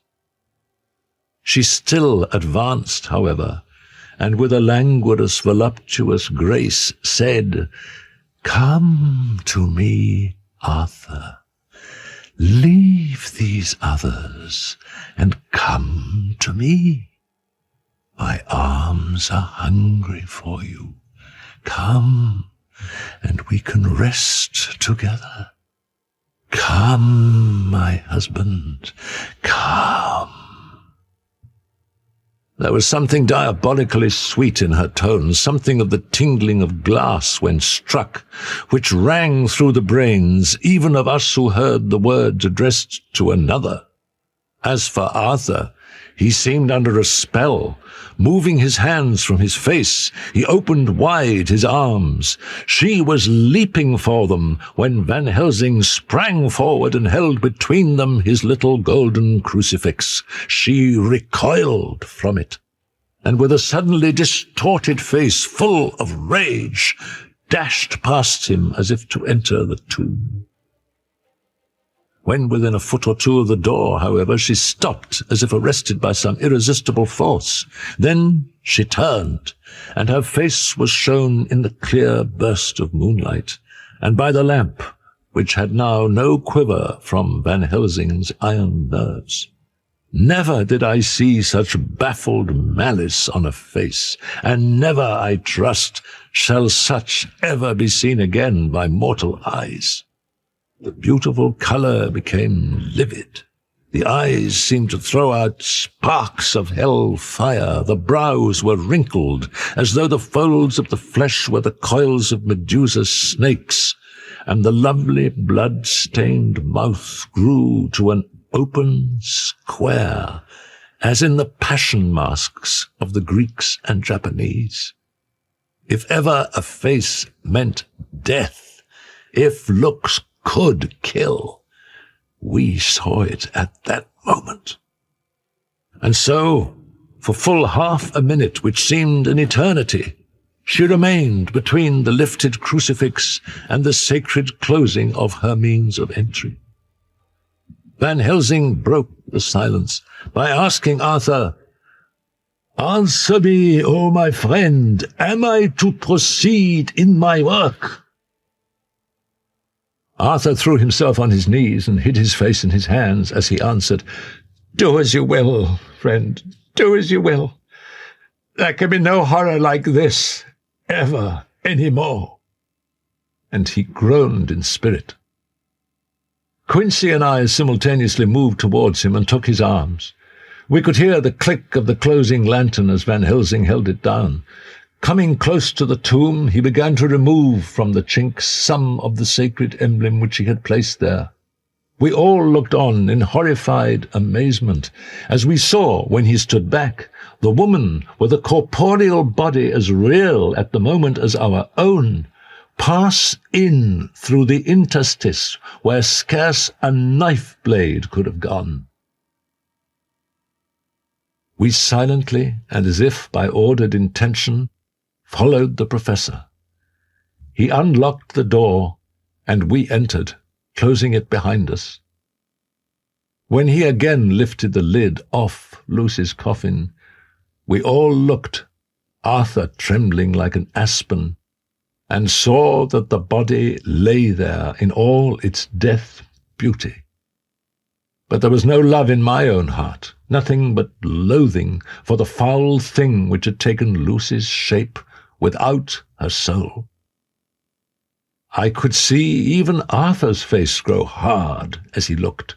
Presently he said to Van Helsing, "Is this really Lucy's body, or only a demon in her shape?" "It is her body, and yet not it. But wait a while, and you shall see her as she was, and is."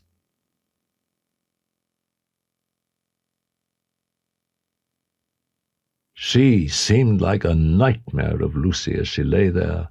The pointed teeth, the blood-stained, voluptuous mouth, which it made one shudder to see, the whole carnal and unspiritual appearance seeming like a devilish mockery of Lucy's sweet purity. Van Helsing, in his methodical manner, began taking the various contents from his bag and placing them ready for use. First he took out a soldering iron and some plumbing solder, and then a small oil lamp, which gave out, when lit in a corner of the tomb, gas which burned at fierce heat with a blue flame. Then his operating knives, which he placed to hand, and last, a round wooden stake some 2 inches thick. One end of it was hardened by charring in the fire, and was sharpened to a fine point. With this stake came a heavy hammer, such as in households is used in the coal cellar for breaking the lumps. When all was ready, Van Helsing said, "Before we do anything, let me tell you this.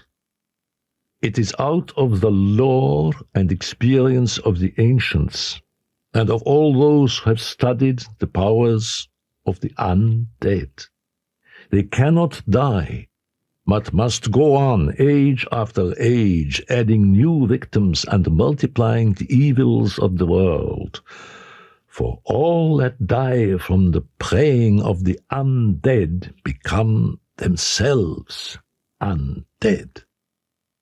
So that, my friend, it will be a blessed hand for her that shall strike the blow that sets her free." We all looked at Arthur. He saw, too, what we all did, the infinite kindness which suggested that his should be the hand which would restore Lucy to us as a holy and not an unholy memory. He stepped forward and said bravely, though his hand trembled and his face was as pale as snow, "My true friend, from the bottom of my broken heart, I thank you. Tell me what I am to do, and I shall not falter." Van Helsing laid a hand on his shoulder and said, "Take this stake in your left hand, ready to place the point over the heart, and the hammer in your right. Then, when we begin our prayer for the dead, I shall read him. I have here the book, and the others shall follow. Strike in God's name, that so all may be well with the dead that we love, and that the undead pass away." Arthur took the stake and the hammer, and when once his mind was set on action, his hands never trembled nor even quivered. Van Helsing opened his missal and began to read, and Quinsy and I followed as well we could. Arthur placed the point over the heart, and as I looked, I could see its dint in the white flesh. Then he struck with all his might. The thing in the coffin writhed, and a hideous blood-curdling screech came from the opened red lips. The body shook and quivered and twisted in wild contortions. The sharp white teeth champed together till the lips were cut, and the mouth was smeared with a crimson foam. But Arthur never faltered. He looked like a figure of Thor as his untrembling arm rose and fell, driving deeper and deeper the mercy-bearing stake, whilst the blood from the pierced heart welled and spurted up around it. His face was set, and high duty seemed to shine through it. The sight of it gave us courage, so that our voices seemed to ring through the little vault. And then the writhing and quivering of the body became less, and the teeth ceased to champ and the face to quiver. Finally, it lay still. The terrible task was over. There, in the coffin, lay no longer the foul thing that we had so dreaded and grown to hate, but Lucy, as we had seen her in her life, with her face of unequalled sweetness and purity. But Lucy, as we had seen her in her life, with her face of unequalled sweetness and purity. True that there were there, as we had seen them in life, the traces of care and pain and waste, but these were all dear to us, for they marked her truth to what we knew. One and all, we felt that the holy calm that lay like sunshine over the wasted face and form was only an earthly token and symbol of the calm that was to reign forever. Arthur bent and kissed her, and then we sent him and Quincy out of the tomb. The professor and I sawed the top off the stake, leaving the point of it in the body. Then we cut off the head and filled the mouth with garlic. We soldered up the leaden coffin, screwed on the coffin lid, and gathering up our belongings, came away. When we arrived at the Berkeley Hotel, Van Helsing found a telegram waiting for him. "I'm coming up by train. Jonathan with me. Important news. Mina Harker." 30th September. The Harkers arrived at 9 o'clock. Mr. Harker is uncommonly clever, if one can judge from his face, and full of energy. If his journal be true, and judging by one's own wonderful experiences, it must be, he is also a man of great nerve. After lunch, Harker and his wife went back to their own room, and as I passed a while ago, I heard the click of the typewriter. They are hard at it. Mrs. Harker says that they are knitting together in chronological order every scrap of evidence they have. Harker has got the letters between the consignee of the boxes at Whitby and the carriers in London who took charge of them. Strange that it never struck me that the very next house might be the Count's hiding place. Goodness knows that we had enough clues from the conduct of the patient Renfield. I got home at 5 o'clock and found that Arthur Holmwood and Morris had not only arrived, but had already studied the transcript of the various diaries and letters which Harker and his wonderful wife had made and arranged. Mrs. Harker gave us a cup of tea, and I can honestly say that for the first time since I have lived in it, this old house seemed like home. Of one thing we are now satisfied, that all the boxes which arrived at Whitby from Varna in the Demeter were safely deposited in the old chapel of Carfax. There should be 50 of them there, unless any have since been removed, as I fear.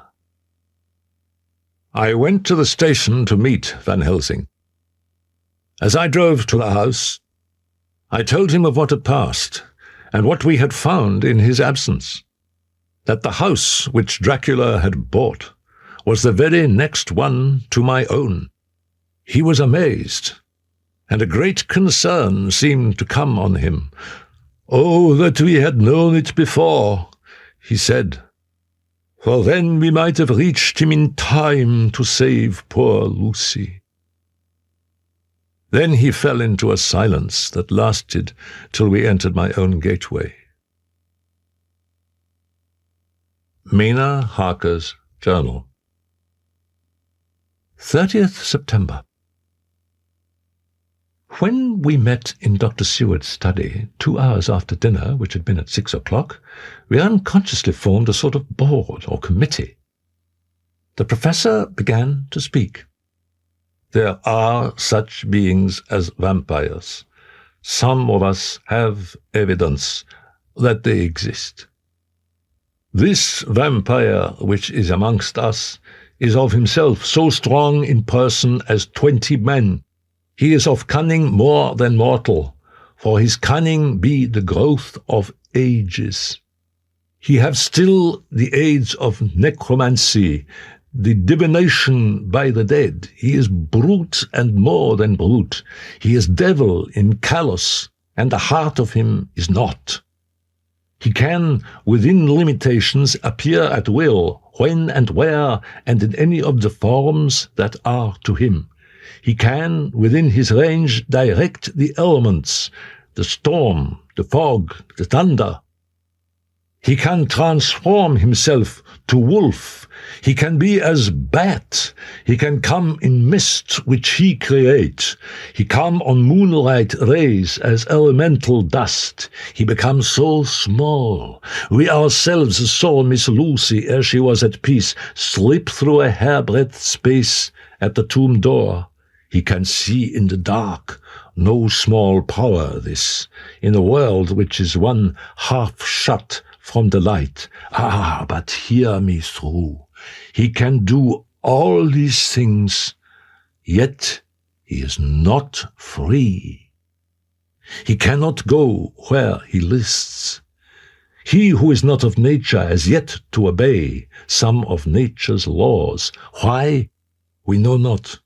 He may not enter anywhere at the first, unless there be someone of the household who bid him to come, though afterwards he can come as he please. His power ceases, as does that of all evil things at the coming of the day. Only at certain times can he have limited freedom. If he be not at the place whither he is bound, he can only change himself at noon or at exact sunrise or sunset. Thus he can do as he will within his limit. When he have his earth home, his coffin home, his hell home, the place unhallowed. It is said, too, that he can only pass running water at the slack or the flood of the tide. Then there are things which so afflict him that he has no power, as the garlic that we know of, and as for things sacred as this symbol, my crucifix. The vampire live on, and cannot die by mere passing of the time. He can flourish when that he can fatten on the blood of the living, but he cannot flourish without it. Thus, when we find the habitation of this man that was, we can confine him to his coffin and destroy him if we obey what we know. My friends, this is much. It is a terrible task that we undertake, and there may be consequence to make the brave shudder. And now we must settle what we do. We know from the inquiry of Jonathan that from the castle to Whitby came 50 boxes of earth, all of which were delivered at Carfax. We also know that at least some of these boxes have been removed. It seems to me that our first step should be to ascertain whether all the rest remain in the house beyond that wall, or whether any more have been removed. And now for you, Madame Mina, This night is the end, until all be well. You are too precious to us to have such risk. When we part tonight, you no more must question. We shall tell you all in good time." All the men, even Jonathan, seemed relieved. Their minds were made up, and though it was a bitter pill for me to swallow, I could say nothing save to accept their chivalrous care of me. They have now gone off to Carfax, with means to get into the house.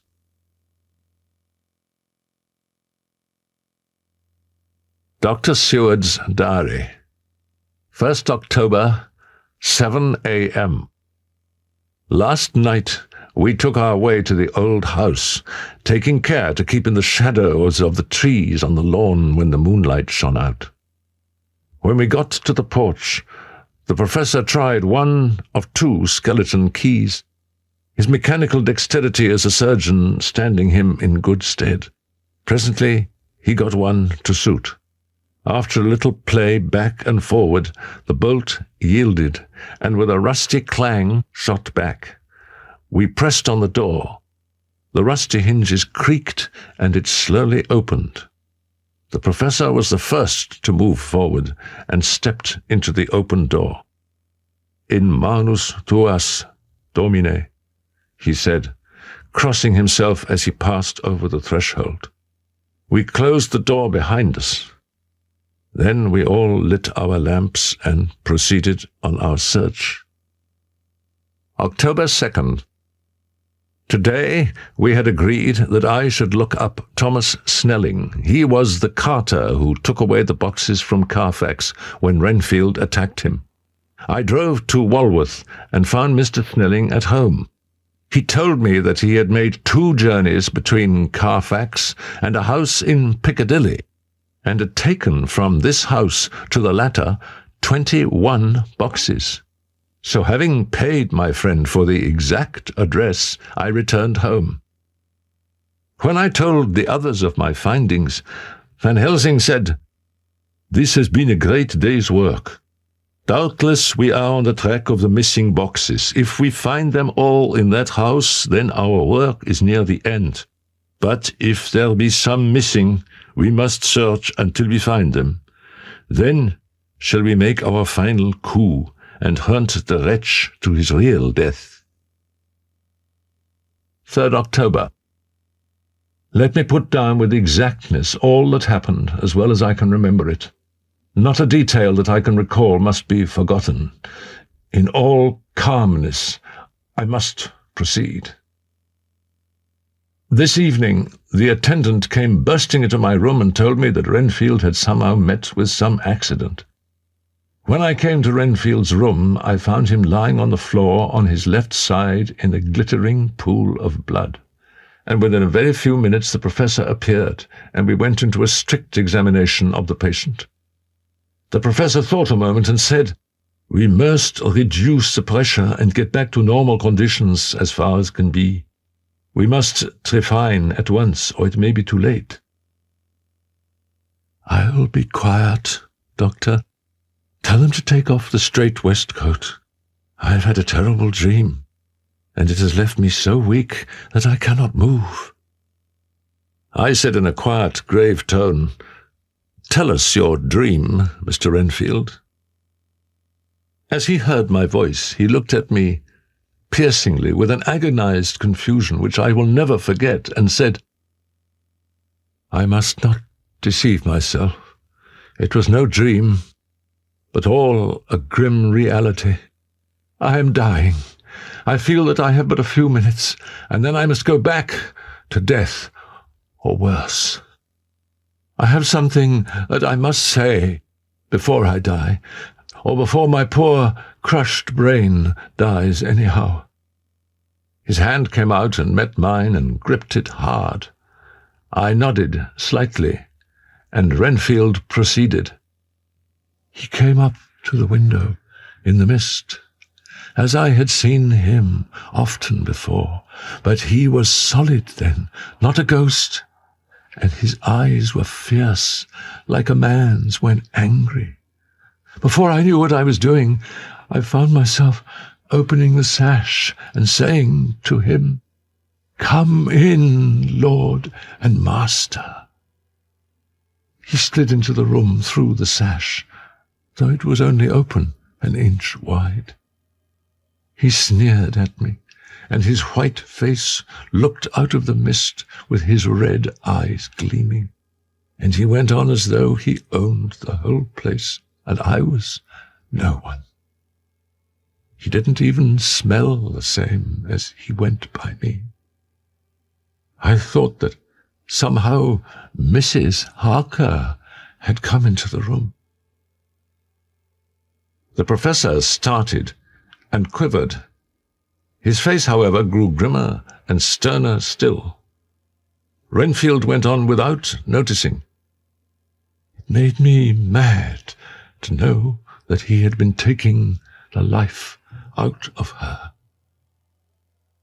His voice was becoming fainter, and Van Helsing stood up instinctively. "We know the worst now," he said. "He is here, and we know his purpose. It may not be too late, but there is not an instant to spare." We all hurried to the Harkers' door. Arthur and Quincy held back, and the latter said, "Should we disturb her?" "We must," said Van Helsing grimly. He turned the handle as he spoke, but the door did not yield. We threw ourselves against it. With a crash it burst open. What I saw appalled me. I felt my hair rise like bristles on the back of my neck, and my heart seemed to stand still. The moonlight was so bright that through the thick yellow blind the room was light enough to see. On the bed, beside the window, lay Jonathan Harker, his face flushed and breathing heavily as though in a stupor. Kneeling on the near edge of the bed, facing outwards, was the white-clad figure of his wife. By her side stood a tall, thin man, clad in black. His face was turned from us, but the instant we saw it, we all recognized the Count in every way, even to the scar on his forehead. With his left hand he held both Mrs. Harker's hands, keeping them away with her arms at full tension. His right hand gripped her by the back of the neck, forcing her face down on his bosom. Her white nightdress was smeared with blood, and a thin stream trickled down the man's bare breast, which was shown by his torn-open dress. The attitude of the two had a terrible resemblance to a child forcing a kitten's nose into a saucer of milk to compel it to drink. As we burst into the room, the Count turned his face, and the hellish look that I had heard described seemed to leap into it. His eyes flamed red with devilish passion. The great nostrils of the white aquiline nose opened wide and quivered at the edge, and the white, sharp teeth behind the full lips of the blood-dripping mouth champed together like those of a wild beast. With a wrench which threw his victim back upon the bed as though hurled from a height, he turned and sprang at us. But by this time the professor had gained his feet and was holding towards him the envelope which contained the sacred wafer. The Count suddenly stopped, just as poor Lucy had done outside the tomb, and cowered back. Further and further back he cowered as we, lifting our crucifixes, advanced. The moonlight suddenly failed as a great black cloud sailed across the sky, and when the gaslight sprang up under Quincy's match, we saw nothing but a faint vapor. Van Helsing, Arthur, and I moved forward to Mrs. Harker, who by this time had drawn her breath, and with it had given a scream so wild, so ear-piercing, so despairing, that it seems to me now that it will ring in my ears till my dying day. For a few seconds she lay in her helpless attitude and disarray. Her face was ghastly, with a pallor which was accentuated by the blood which smeared her lips and cheeks and chin. From her throat trickled a thin stream of blood. Her eyes were mad with terror. Then she put before her face her poor crushed hands, which bore on their whiteness the red mark of the Count's terrible grip. And from behind them came a low, desolate wail, which made the terrible scream seem only the quick expression of an endless grief. At the instant, I heard Harker's quick exclamation as he woke to partial consciousness and turned to the bed. "In God's name, what does this mean?" Harker cried out. "Dr. Seward, Dr. Van Helsing, what is it? What has happened? What is wrong? Mina, dear, what is it? What does that blood mean? Oh, my God, has it come to this?" And raising himself to his knees, he beat his hands wildly together. "Good God, help us! Help her! Oh, help her!" Van Helsing and I tried to calm them both. "Madame Mina, poor dear Madame Mina, tell us exactly what happened. God knows that I do not want that you be pained, but it is need that we know all." The poor dear lady shivered, and I could see the tension of her nerves as she clasped her husband closer to her and bent her head lower and lower still on his breast. "I woke," she said, "and felt the sense of some presence. I turned to wake Jonathan, but found that he slept soundly. I tried, but I could not wake him. This caused me a great fear, and I looked around, terrified. Then, indeed, my heart sank within me. Beside the bed, as if he had stepped out of the mist, or rather, as if the mist had turned into his figure, for it had entirely disappeared, stood a tall, thin man, all in black. I knew him at once from the descriptions of the others. The waxen face, the high aquiline nose, on which the light fell in a thin white line, the parted red lips, with the sharp white teeth showing between, and the red eyes. I knew, too, the red scar on his forehead, where Jonathan had struck him. For an instant my heart stood still, and I would have screamed out, only that I was paralyzed. In the pause he spoke, in a sort of keen, cutting whisper, pointing as he spoke to Jonathan. "Silence. If you make a sound, I shall take him and dash his brains out before your very eyes." I was appalled, and was too bewildered to do or say anything. With a mocking smile, he placed one hand upon my shoulder, and holding me tight, bared my throat with the other, saying as he did so, "First, a little refreshment to reward my exertions. You may as well be quiet. It is not the first time or the second that your veins have appeased my thirst."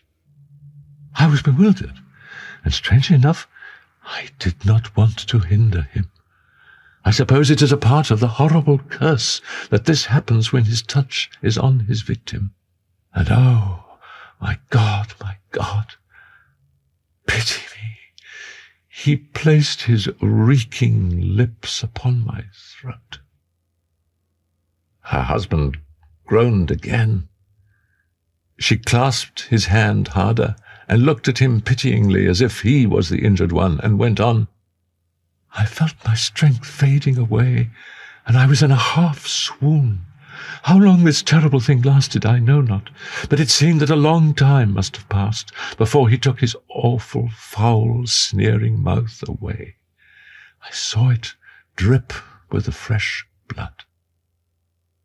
The remembrance seemed for a while to overpower her, and she drooped and would have sunk down but for her husband's sustaining arm. With a great effort, she recovered herself and went on. Then he spoke to me mockingly. "And so You, like the others, would play your brains against mine. You would help these men to hunt me and frustrate me in my designs. You are to be punished for what you have done. You have aided in thwarting me. Now you shall come to my call. When my brain says, come to you, you shall cross land or sea to do my bidding, and to that end, this. With that, he pulled open his shirt, and with his long, sharp nails opened a vein in his breast. When the blood began to spurt out, he took my hands in one of his, holding them tight, and with the other he seized my neck and pressed my mouth to the wound, so that I must either suffocate or swallow some of the... Oh, my God, what have I done? As she was telling her terrible story, the eastern sky began to quicken. Of this I am sure. The sun rises today on no more miserable house in all the great round of its daily course. Jonathan Harker's Journal, 3rd October. As I must do something or go mad, I write this diary. We all met this morning in the study. It was agreed that before starting for Piccadilly we should destroy the Count's lair close at hand. So I started up, crying out, "Then in God's name let us go at once, for we are losing time." Van Helsing stood up and said, "Now, my dear friends, we go forth to our terrible enterprise. Madame Mina, let me guard yourself. On your forehead I touch this piece of sacred wafer, in the name of the Father, the Son, and—" There was a fearful scream, which almost froze our hearts to hear. As he had placed the wafer on Mina's forehead, it had seared it. It had burned into the flesh as though it had been a piece of white-hot metal. Pulling her beautiful hair over her face, as the leper of old his mantle, she wailed out, "Unclean, unclean! Even the Almighty shuns my polluted flesh. I must bear this mark of shame upon my forehead until the judgment day." They all paused. I had thrown myself beside her in an agony of helpless grief. Then Van Helsing turned and said gravely, "Oh, Madame Mina, my dear, may we who love you be there to see when that red scar, the sign of God's knowledge of what has been, shall pass away and leave your forehead as pure as the heart we know." There was hope in his words, and comfort, and they made for resignation. So I said farewell to Mina, a parting which neither of us shall forget to our dying day, and we set out. We entered Carfax without trouble, and found all things the same as on the first occasion. Van Helsing took from his bag a screwdriver and a wrench, and very soon the top of one of the cases was thrown open. Taking from his box a piece of the sacred wafer, he laid it reverently on the earth, and then shutting down the lid began to screw it home, we aiding him as he worked. One by one we treated in the same way each of the great boxes, and left them as we had found them to all appearance. But in each was a portion of the host. When we closed the door behind us, the professor said solemnly, "So much is already done. If it may be that with all the others we can be so successful, then the sunset of this evening may shine on Madame Mina's forehead, all white as ivory and with no stain." We went quickly to the station to catch our train, and arrived at the house in Piccadilly in the early afternoon. Using our skeleton keys, we entered the house, which smelt vilely, like the old chapel at Carfax, and with our previous experience it was plain to us that the Count had been using the place pretty freely. We moved to explore the house, all keeping together in case of attack, For we knew we had a strong and wily enemy to deal with, and as yet we did not know whether the Count might not be in the house. When we closed the door behind us, the professor said solemnly, "So much is already done. If it may be that with all the others we can be so successful, then the sunset of this evening may shine on Madame Mina's forehead, all white as ivory and with no stain." We went quickly to the station to catch our train, and arrived at the house in Piccadilly in the early afternoon. Using our skeleton keys, we entered the house, which smelt vilely, like the old chapel at Carfax, and with our previous experience it was plain to us that the Count had been using the place pretty freely. We moved to explore the house, all keeping together in case of attack, for we knew we had a strong and wily enemy to deal with, and as yet we did not know whether the Count might not be in the house. In the dining room, which lay at the back of the hall, we found 20 boxes of earth. 20 boxes only out of the 21 which we sought. Our work was not over, and would never be until we should have found the missing box. We did not lose any time in examining the chests. With the tools which we had brought with us, we opened them one by one, and treated them as we had treated those others in the old chapel. It was evident to us that the Count was not at present in the house, and we proceeded to await his return. Then, late in the afternoon, we heard a key softly inserted in the lock of the hall door. We waited in a suspense that made the seconds pass with nightmare slowness. The slow, careful steps came along the hall. The Count was evidently prepared for some surprise. At least, he feared it. Suddenly, with a single bound, he leaped into the room, winning a way past us before any of us could raise a hand to stay him. There was something so panther-like in the movement, something so unhuman, that it seemed to sober us all from the shock of his coming. As the Count saw us, a horrible sort of snarl passed over his face, showing the eye-teeth long and pointed. But the evil smile as quickly passed into a cold stare of lion-like disdain. His expression again changed, as with a single impulse we all advanced upon him. It was a pity that we had not some better organized plan of attack, for even at the moment I wondered what we were to do. I did not myself know whether our lethal weapons would avail us anything. I meant to try the matter, for I had ready my great cookery knife, and made a fierce and sudden cut at him. The blow was a powerful one. Only the diabolical quickness of the Count's leap back saved him. A second less, and the trenchant blade had shorn through his heart.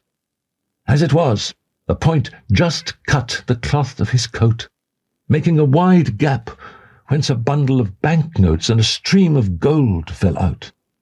It would be impossible to describe the expression of hate and baffled malignity, of anger and hellish rage which came over the Count's face.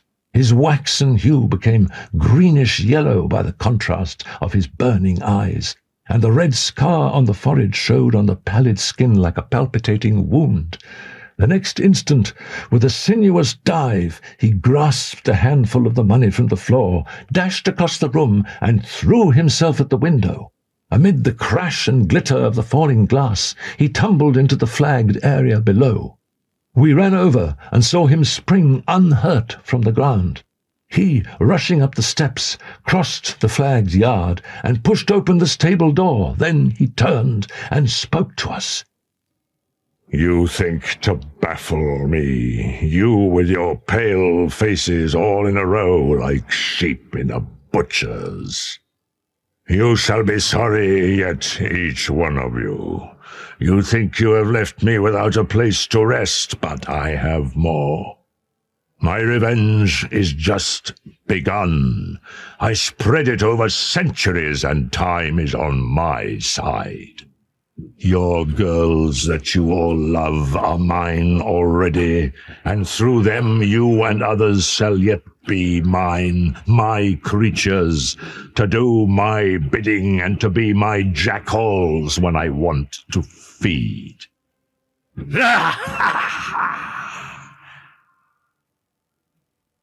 With a contemptuous sneer, he passed quickly through the door, and we heard the rusty bolt creak as he fastened it behind him. We had to recognize that our game was up. With heavy hearts, we came back to the house, where we found Mina awaiting us with an appearance of cheerfulness which did honor to her bravery and unselfishness. There was no place for words in my sublime misery. There was over me a yearning for sleep, in some sort of blind belief that to wake would be to find things changed, and that any change must now be for the better. But during the night I was wakened by Mina. "Go and call the professor. I want to see him at once." "Why?" I asked. "I have an idea. Go quick, dearest. The time is getting close." 2 or 3 minutes later, Van Helsing was in the room in his dressing gown, and Mr. Morris and Arthur were with Dr. Seward at the door. "And what am I to do for you? For at this hour you do not want me for nothings." "I want you to hypnotize me," she said. "Do it before the dawn, for I feel that then I can speak, and speak freely. Be quick, for the time is short." Without a word, he motioned her to sit up in bed.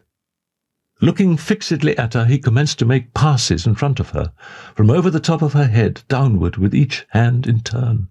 Mina gazed at him fixedly for a few minutes, during which my own heart beat like a trip-hammer, for I felt that some crisis was at hand. Gradually her eyes closed, and she sat stock still. The stillness was broken by Van Helsing's voice, speaking in a low, level tone which would not break the current of her thoughts. "Where are you now?"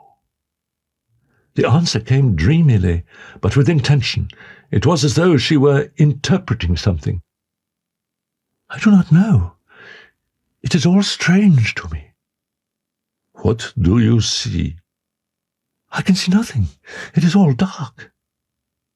"What do you hear?" I could detect the strain in the professor's patient voice. "The lapping of water. It is gurgling by, and little waves leap. I can hear them on the outside." "Then you are on a ship." We all looked at each other, trying to glean something each from the other. We were afraid to think. The answer came quick. "Oh, yes." "What are you doing?" "I am still, oh, so still. It is like death." The voice faded away into a deep breath, as of someone sleeping, and the open eyes closed again. By this time, the sun had risen, and we were all in the full light of the day. Dr. Van Helsing placed his hands on Mina's shoulders and laid her head down softly on her pillow. She lay like a sleeping child for a few moments, and then with a long sigh awoke and stared in wonder to see us all around her. "Have I been talking in my sleep?" was all she said. She seemed, however, to know the situation without telling. The professor repeated the conversation and said, "We can know now what was in the Count's mind when he seized that money. Though Jonathan's so fierce knife put him in the danger that even he dread. He meant escape. Hear me, escape. He saw that with but one earth box left, and a pack of men following like dogs after a fox, this London was no place for him. He have take his last earth box on board a ship, and he leave the land. He think to escape, but no. We follow him."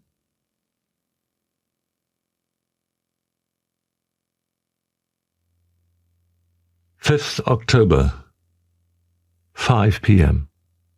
Our meeting for report.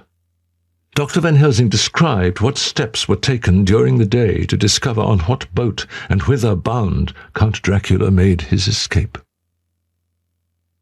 As I knew that he wanted to get back to Transylvania, I felt sure that he must go by the Danube mouth, or by somewhere in the Black Sea, since by that way he come. We find that only one Black Sea-bound ship go out with the tide. She is the Tsarina Catherine, and she sailed for Varna. She left the Thames yesterday morning. It will take her at the quickest speed she has ever made at least 3 weeks to reach Varna, but we can travel overland to the same place in 3 days. We shall be in Varna before the ship arrives, and able to make such preparations as may be necessary. Of course, we shall all go armed against evil things, spiritual as well as physical.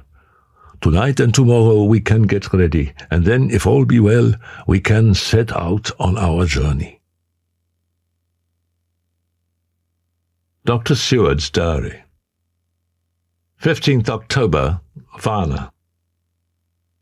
Jonathan Harker has asked me to note this, as he says he is hardly equal to the task, and he wants an exact record kept. We left Charing Cross on the morning of the 12th, got to Paris the same night, and took the places secured for us in the Orient Express. We travelled night and day, arriving here at about 5 o'clock. The journey may have had incidents. I was, however, too eager to get on to care for them. Until the Tsarina Catherine comes into port, there will be no interest for me in anything in the wide world. 23rd October. A whole week of waiting. Daily telegram from Lloyd's of London to Arthur, but only the same story. Not yet reported. Van Helsing is terribly anxious, and told me just now that he fears the Count is escaping us. 28th October. Telegram. Tsarina Catherine reported entering Galatz at 1 o'clock today. When the telegram came announcing the arrival at Galatz, I did not think it was such a shock to any of us as might have been expected. True, we did not know whence or how or when the boat would come, but I think we all expected that something strange would happen. Mrs. Harker said at once, "I felt it. Oh, I felt it." All that haunts me is a fear lest in some trance or dream he may have used my knowledge for his ends. The professor stood up. "He has so used your mind, and by it he has left us here in Varna, whilst the ship that carried him rushed through enveloping fog up to Galatz, where doubtless he had made preparation for escaping from us. But his child mind only saw so far, and it may be that, as ever is in God's providence, the very thing that the evildoer most reckoned on for his selfish good turns out to be his chiefest harm. 30th October. We travelled by night train and arrived in Galatz at 8. At 9 o'clock, Dr. Van Helsing and I called on the Tsarina Catherine, which lay at anchor out in the river harbour. There we saw the captain, Donaldson by name, who told us of his voyage. He said that in all his life he had never had so favourable a run. He had received a letter from London telling him to deliver the box before sunrise so as to avoid customs. To a certain Petrov Skinsky, who dealt with Slovaks who traded down the river to the port. He had been paid for his work and handed over the box. That was all he knew. As we came home, we could arrive at no definite conclusion. We were all convinced that the box was on its way by water to somewhere. But where that might be, we would have to discover. With heavy hearts, we came home to the hotel to Mina. Mina Harker's Journal. October 30th. On the return of Professor Van Helsing and Dr. Seward, I examined the map and find that the river most suitable for the Slovaks to have ascended is either the Prut or the Seret. Now, of these two, The Prut is the more easily navigated, but the Seret is at Fondu, joined by the Bistritza, which runs up round the Borgo Pass. The loop it makes is manifestly as close to Dracula's castle as can be got by water. When I had shown this to the others, Jonathan took me in his arms and kissed me. Dr. Van Helsing said, "Now we are on the track once again, and this time we may succeed. Our enemy is at his most helpless, and if we can come on him by day on the water, our task will be over." "I shall get a steam launch and follow him," said Arthur Homewood. "And I, horses to follow on the bank, lest by chance he land," said Mr. Morris. "Good," said the professor. "Both good. But neither must go alone. There must be force to overcome force, if need be. The Slovak is strong and rough, and he carries rude arms." All the men smiled, for amongst them they carried a small arsenal. "Meanwhile, friend Jonathan, be not afraid for Madame Mina. She will be my care, if I may. I am old. My legs are not so quick to run as once, and I am not used to ride so long, or to pursue as need be, or to fight with lethal weapons. But I can be of other service.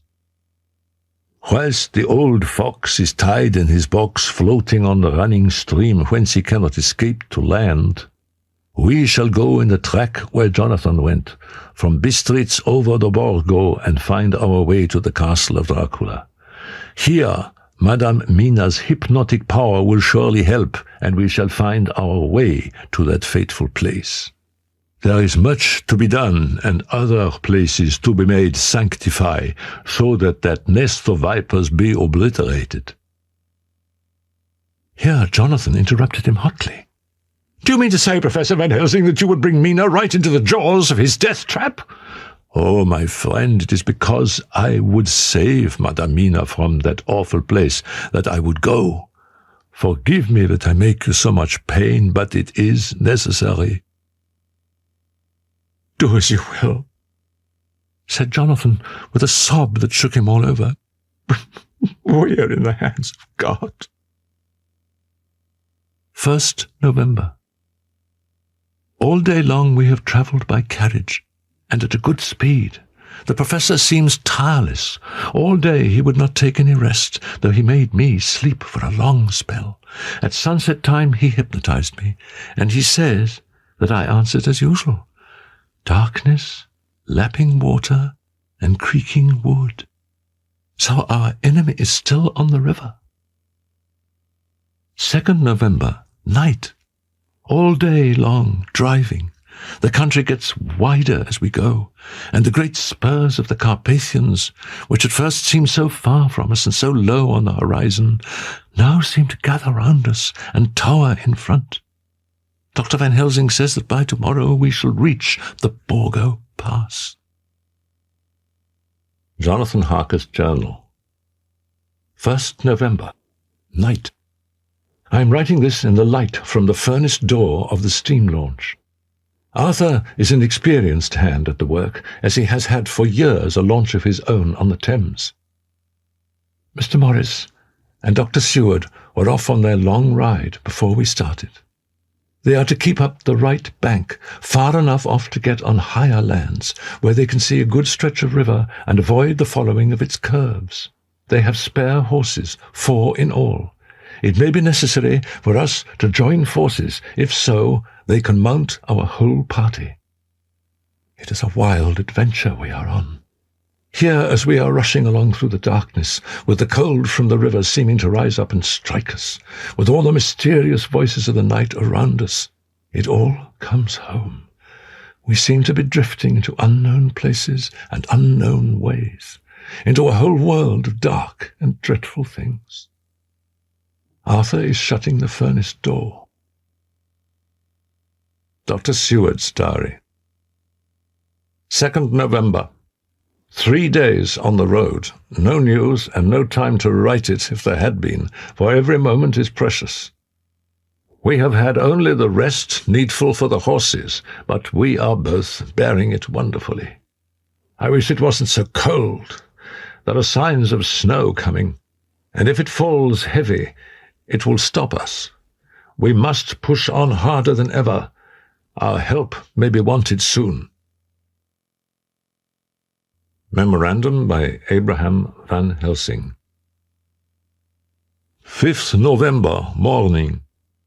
This to my old and true friend John Seward, M.D. of Purfleet, London, in case I may not see him. It may explain.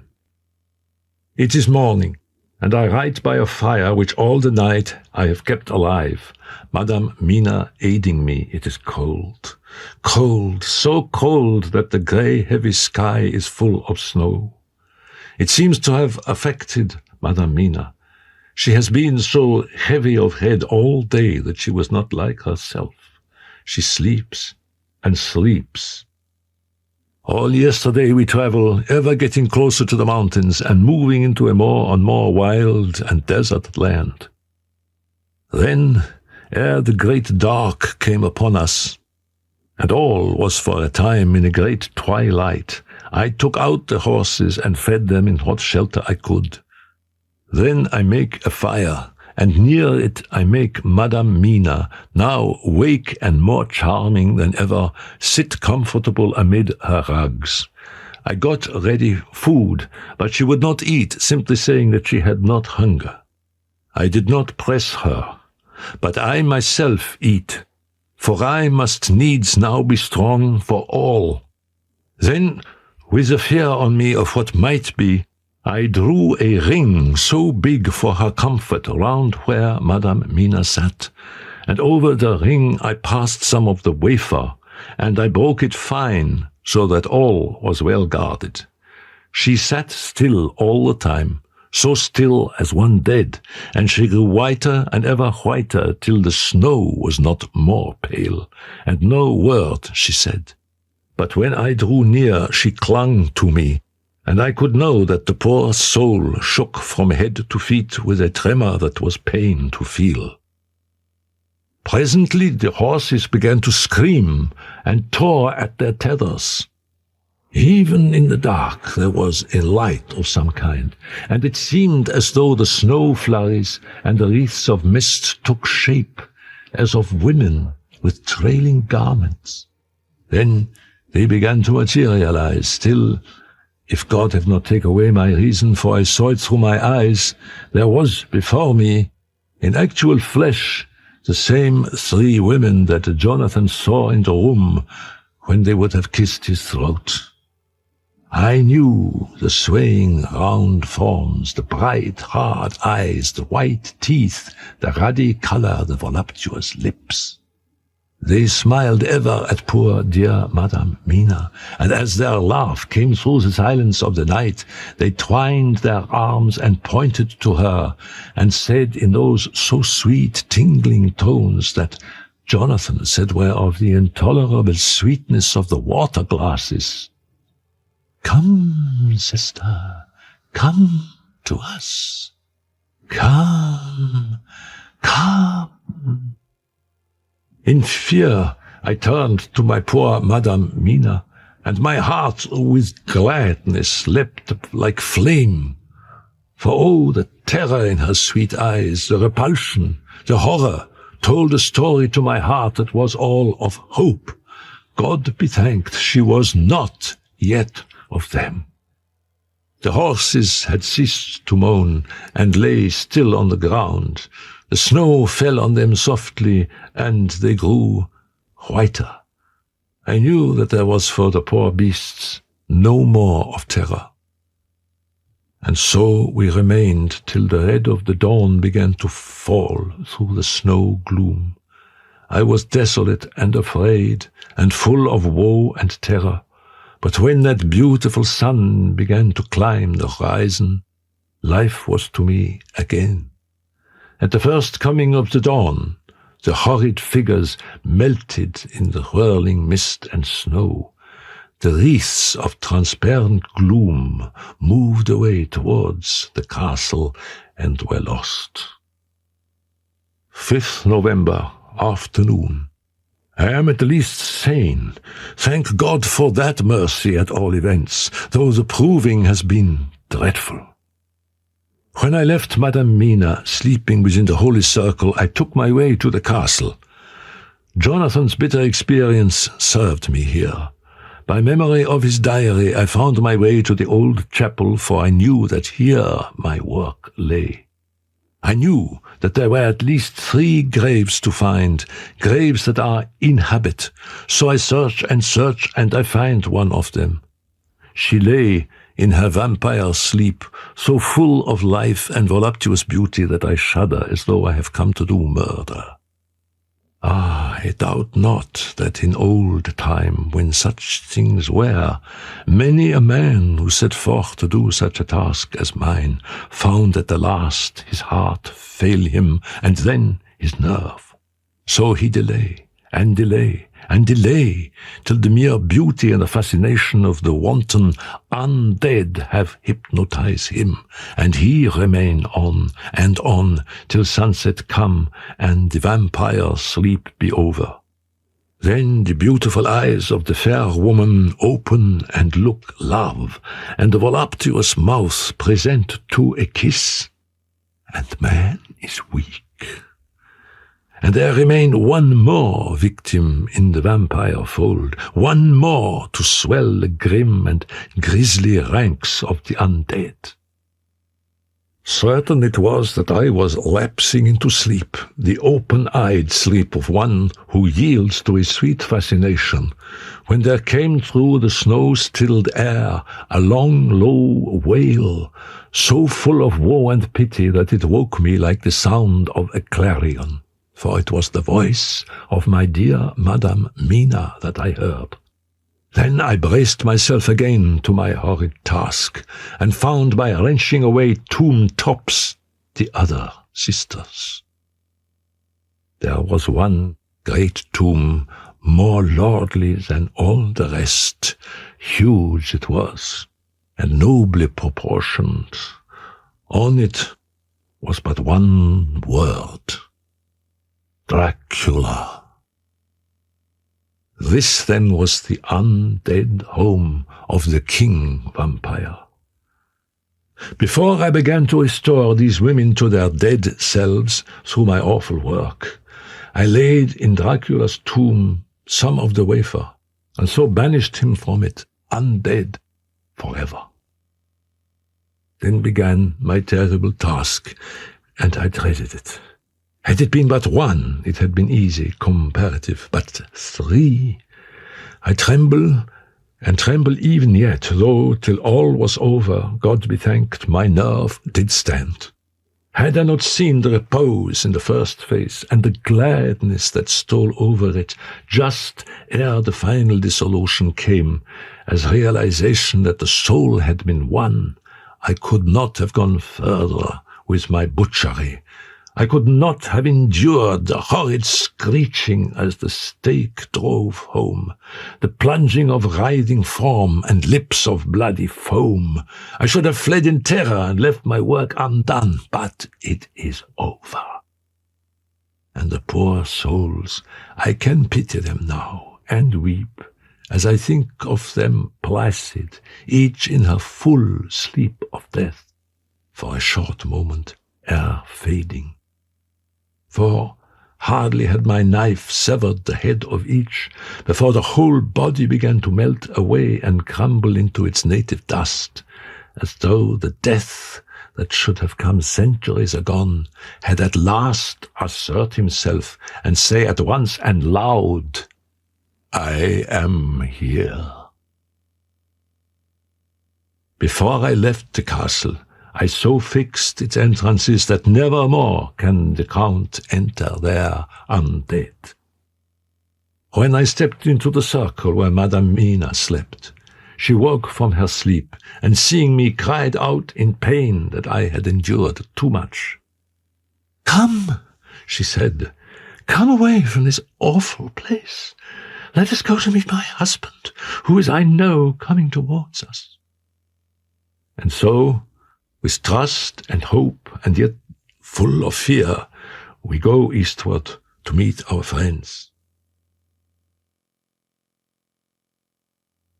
Mina Harker's journal. 6 November. It was late in the afternoon when the professor and I took our way towards the east, whence I knew Jonathan was coming. We could hear the distant howling of wolves. They were far off, but the sound, even though coming muffled through the deadening snowfall, was full of terror. In a little while, the professor signalled to me. He had found a wonderful spot, a sort of natural hollow in a rock, with an entrance like a doorway between two boulders. Taking his field glasses from the case, he stood on the top of the rock and began to search the horizon. Suddenly, he called out, "Look, Madame Mina! Look! Look!" I sprang up and stood beside him on the rock. He handed me his glasses and pointed. The snow was now falling more heavily and swirled about fiercely, for a high wind was beginning to blow. However, there were times when there were pauses between the snow flurries, and I could see a group of mounted men hurrying along. In the midst of them was a cart, a long, lighter wagon, which swept from side to side like a dog's tail wagging with each stern inequality of the road. Outlined against the snow as they were, I could see from the men's clothes that they were peasants or gypsies of some kind. On the cart was a great square chest. My heart leaped as I saw it, for I felt that the end was coming. The evening was now drawing close, and well I knew that at sunset the thing which was till then imprisoned there would take new freedom, and could in any of many forms elude all pursuit. "See," Van Helsing said, "they come quickly.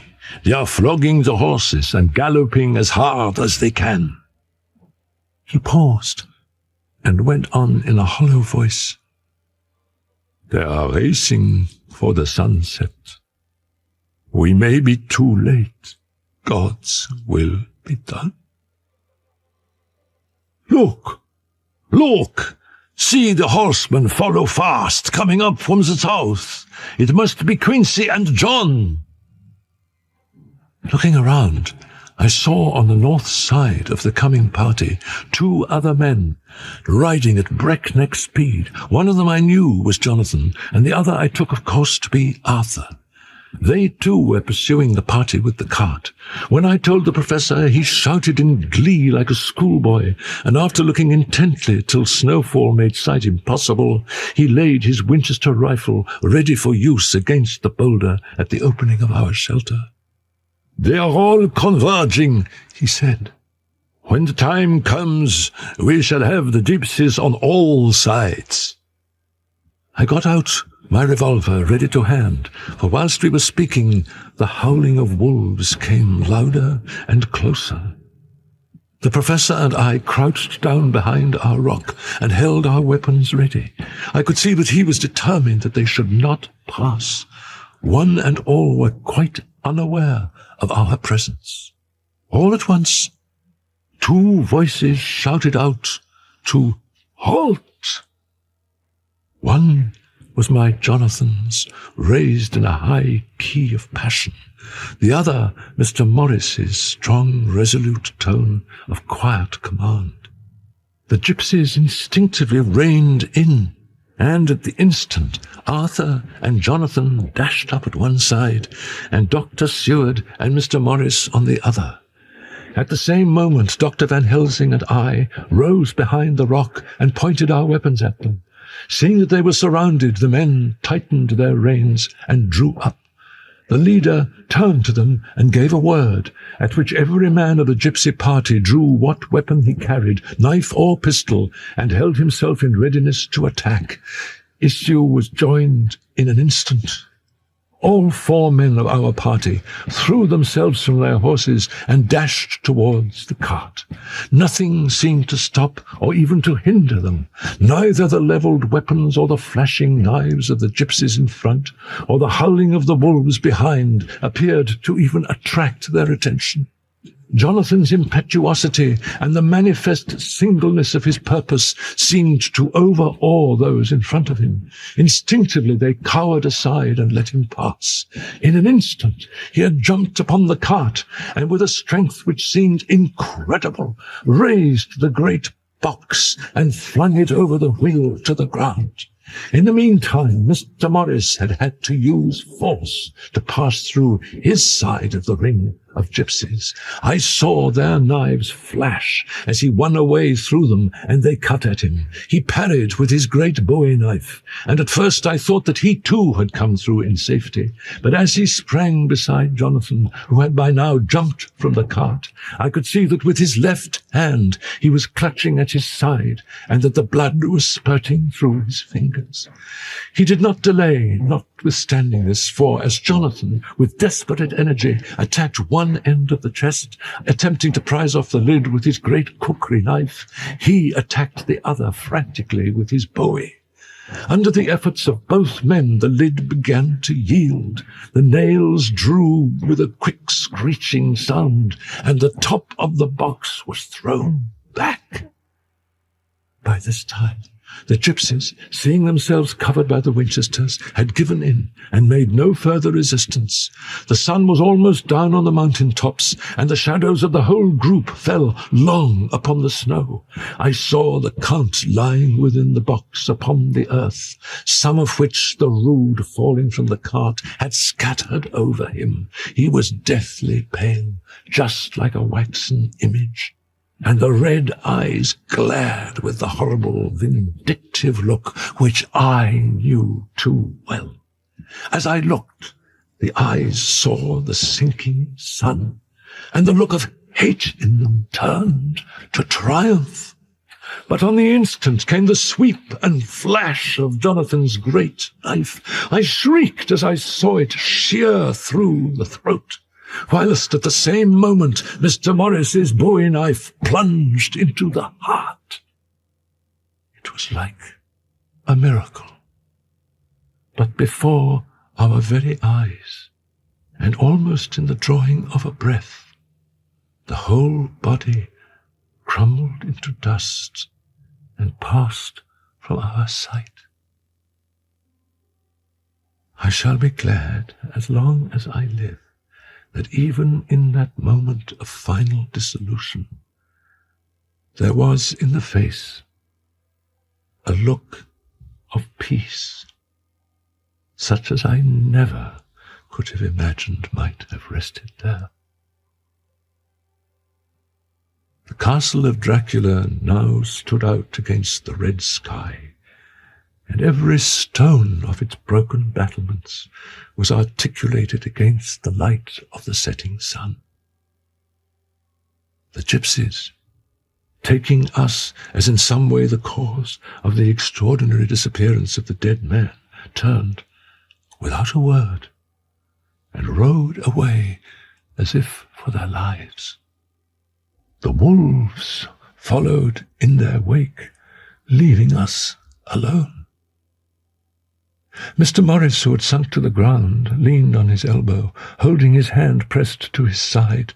The blood still gushed through his fingers. I flew to him, for the holy circle did not now keep me back. So did the two doctors. Jonathan knelt behind him, and the wounded man laid back his head on his shoulder. With a sigh, he took, with a feeble effort, my hand in that of his own, which was unstained. He must have seen the anguish of my heart in my face, for he smiled at me and said, "I am only too happy to have been of any service." "Oh, God!" he cried suddenly, struggling up to a sitting posture and pointing to me.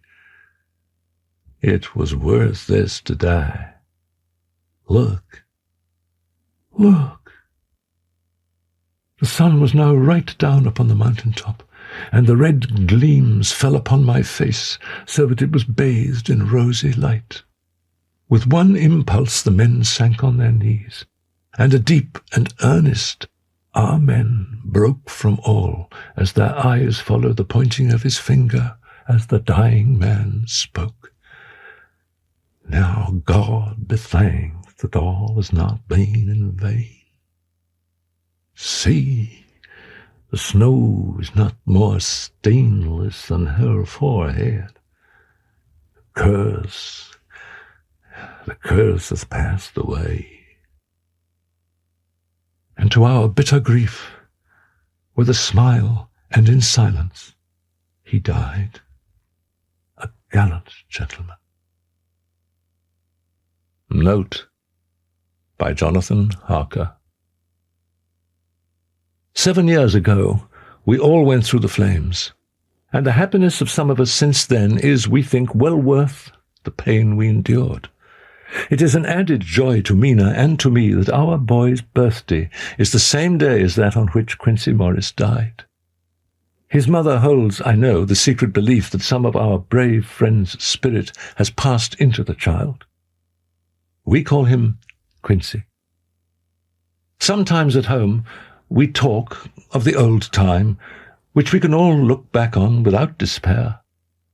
For Arthur Homewood and Dr. Seward are both happily married. We could hardly ask anyone, even did we wish to accept proofs of so wild a story. Van Helsing summed it all up as he said, with our boy on his knee, "We want no proofs. We ask none to believe us. This boy will some day know what a brave and gallant woman his mother is. Already he knows her sweetness and loving care. Later on, he will understand how some men so loved her that they did dare much for her sake."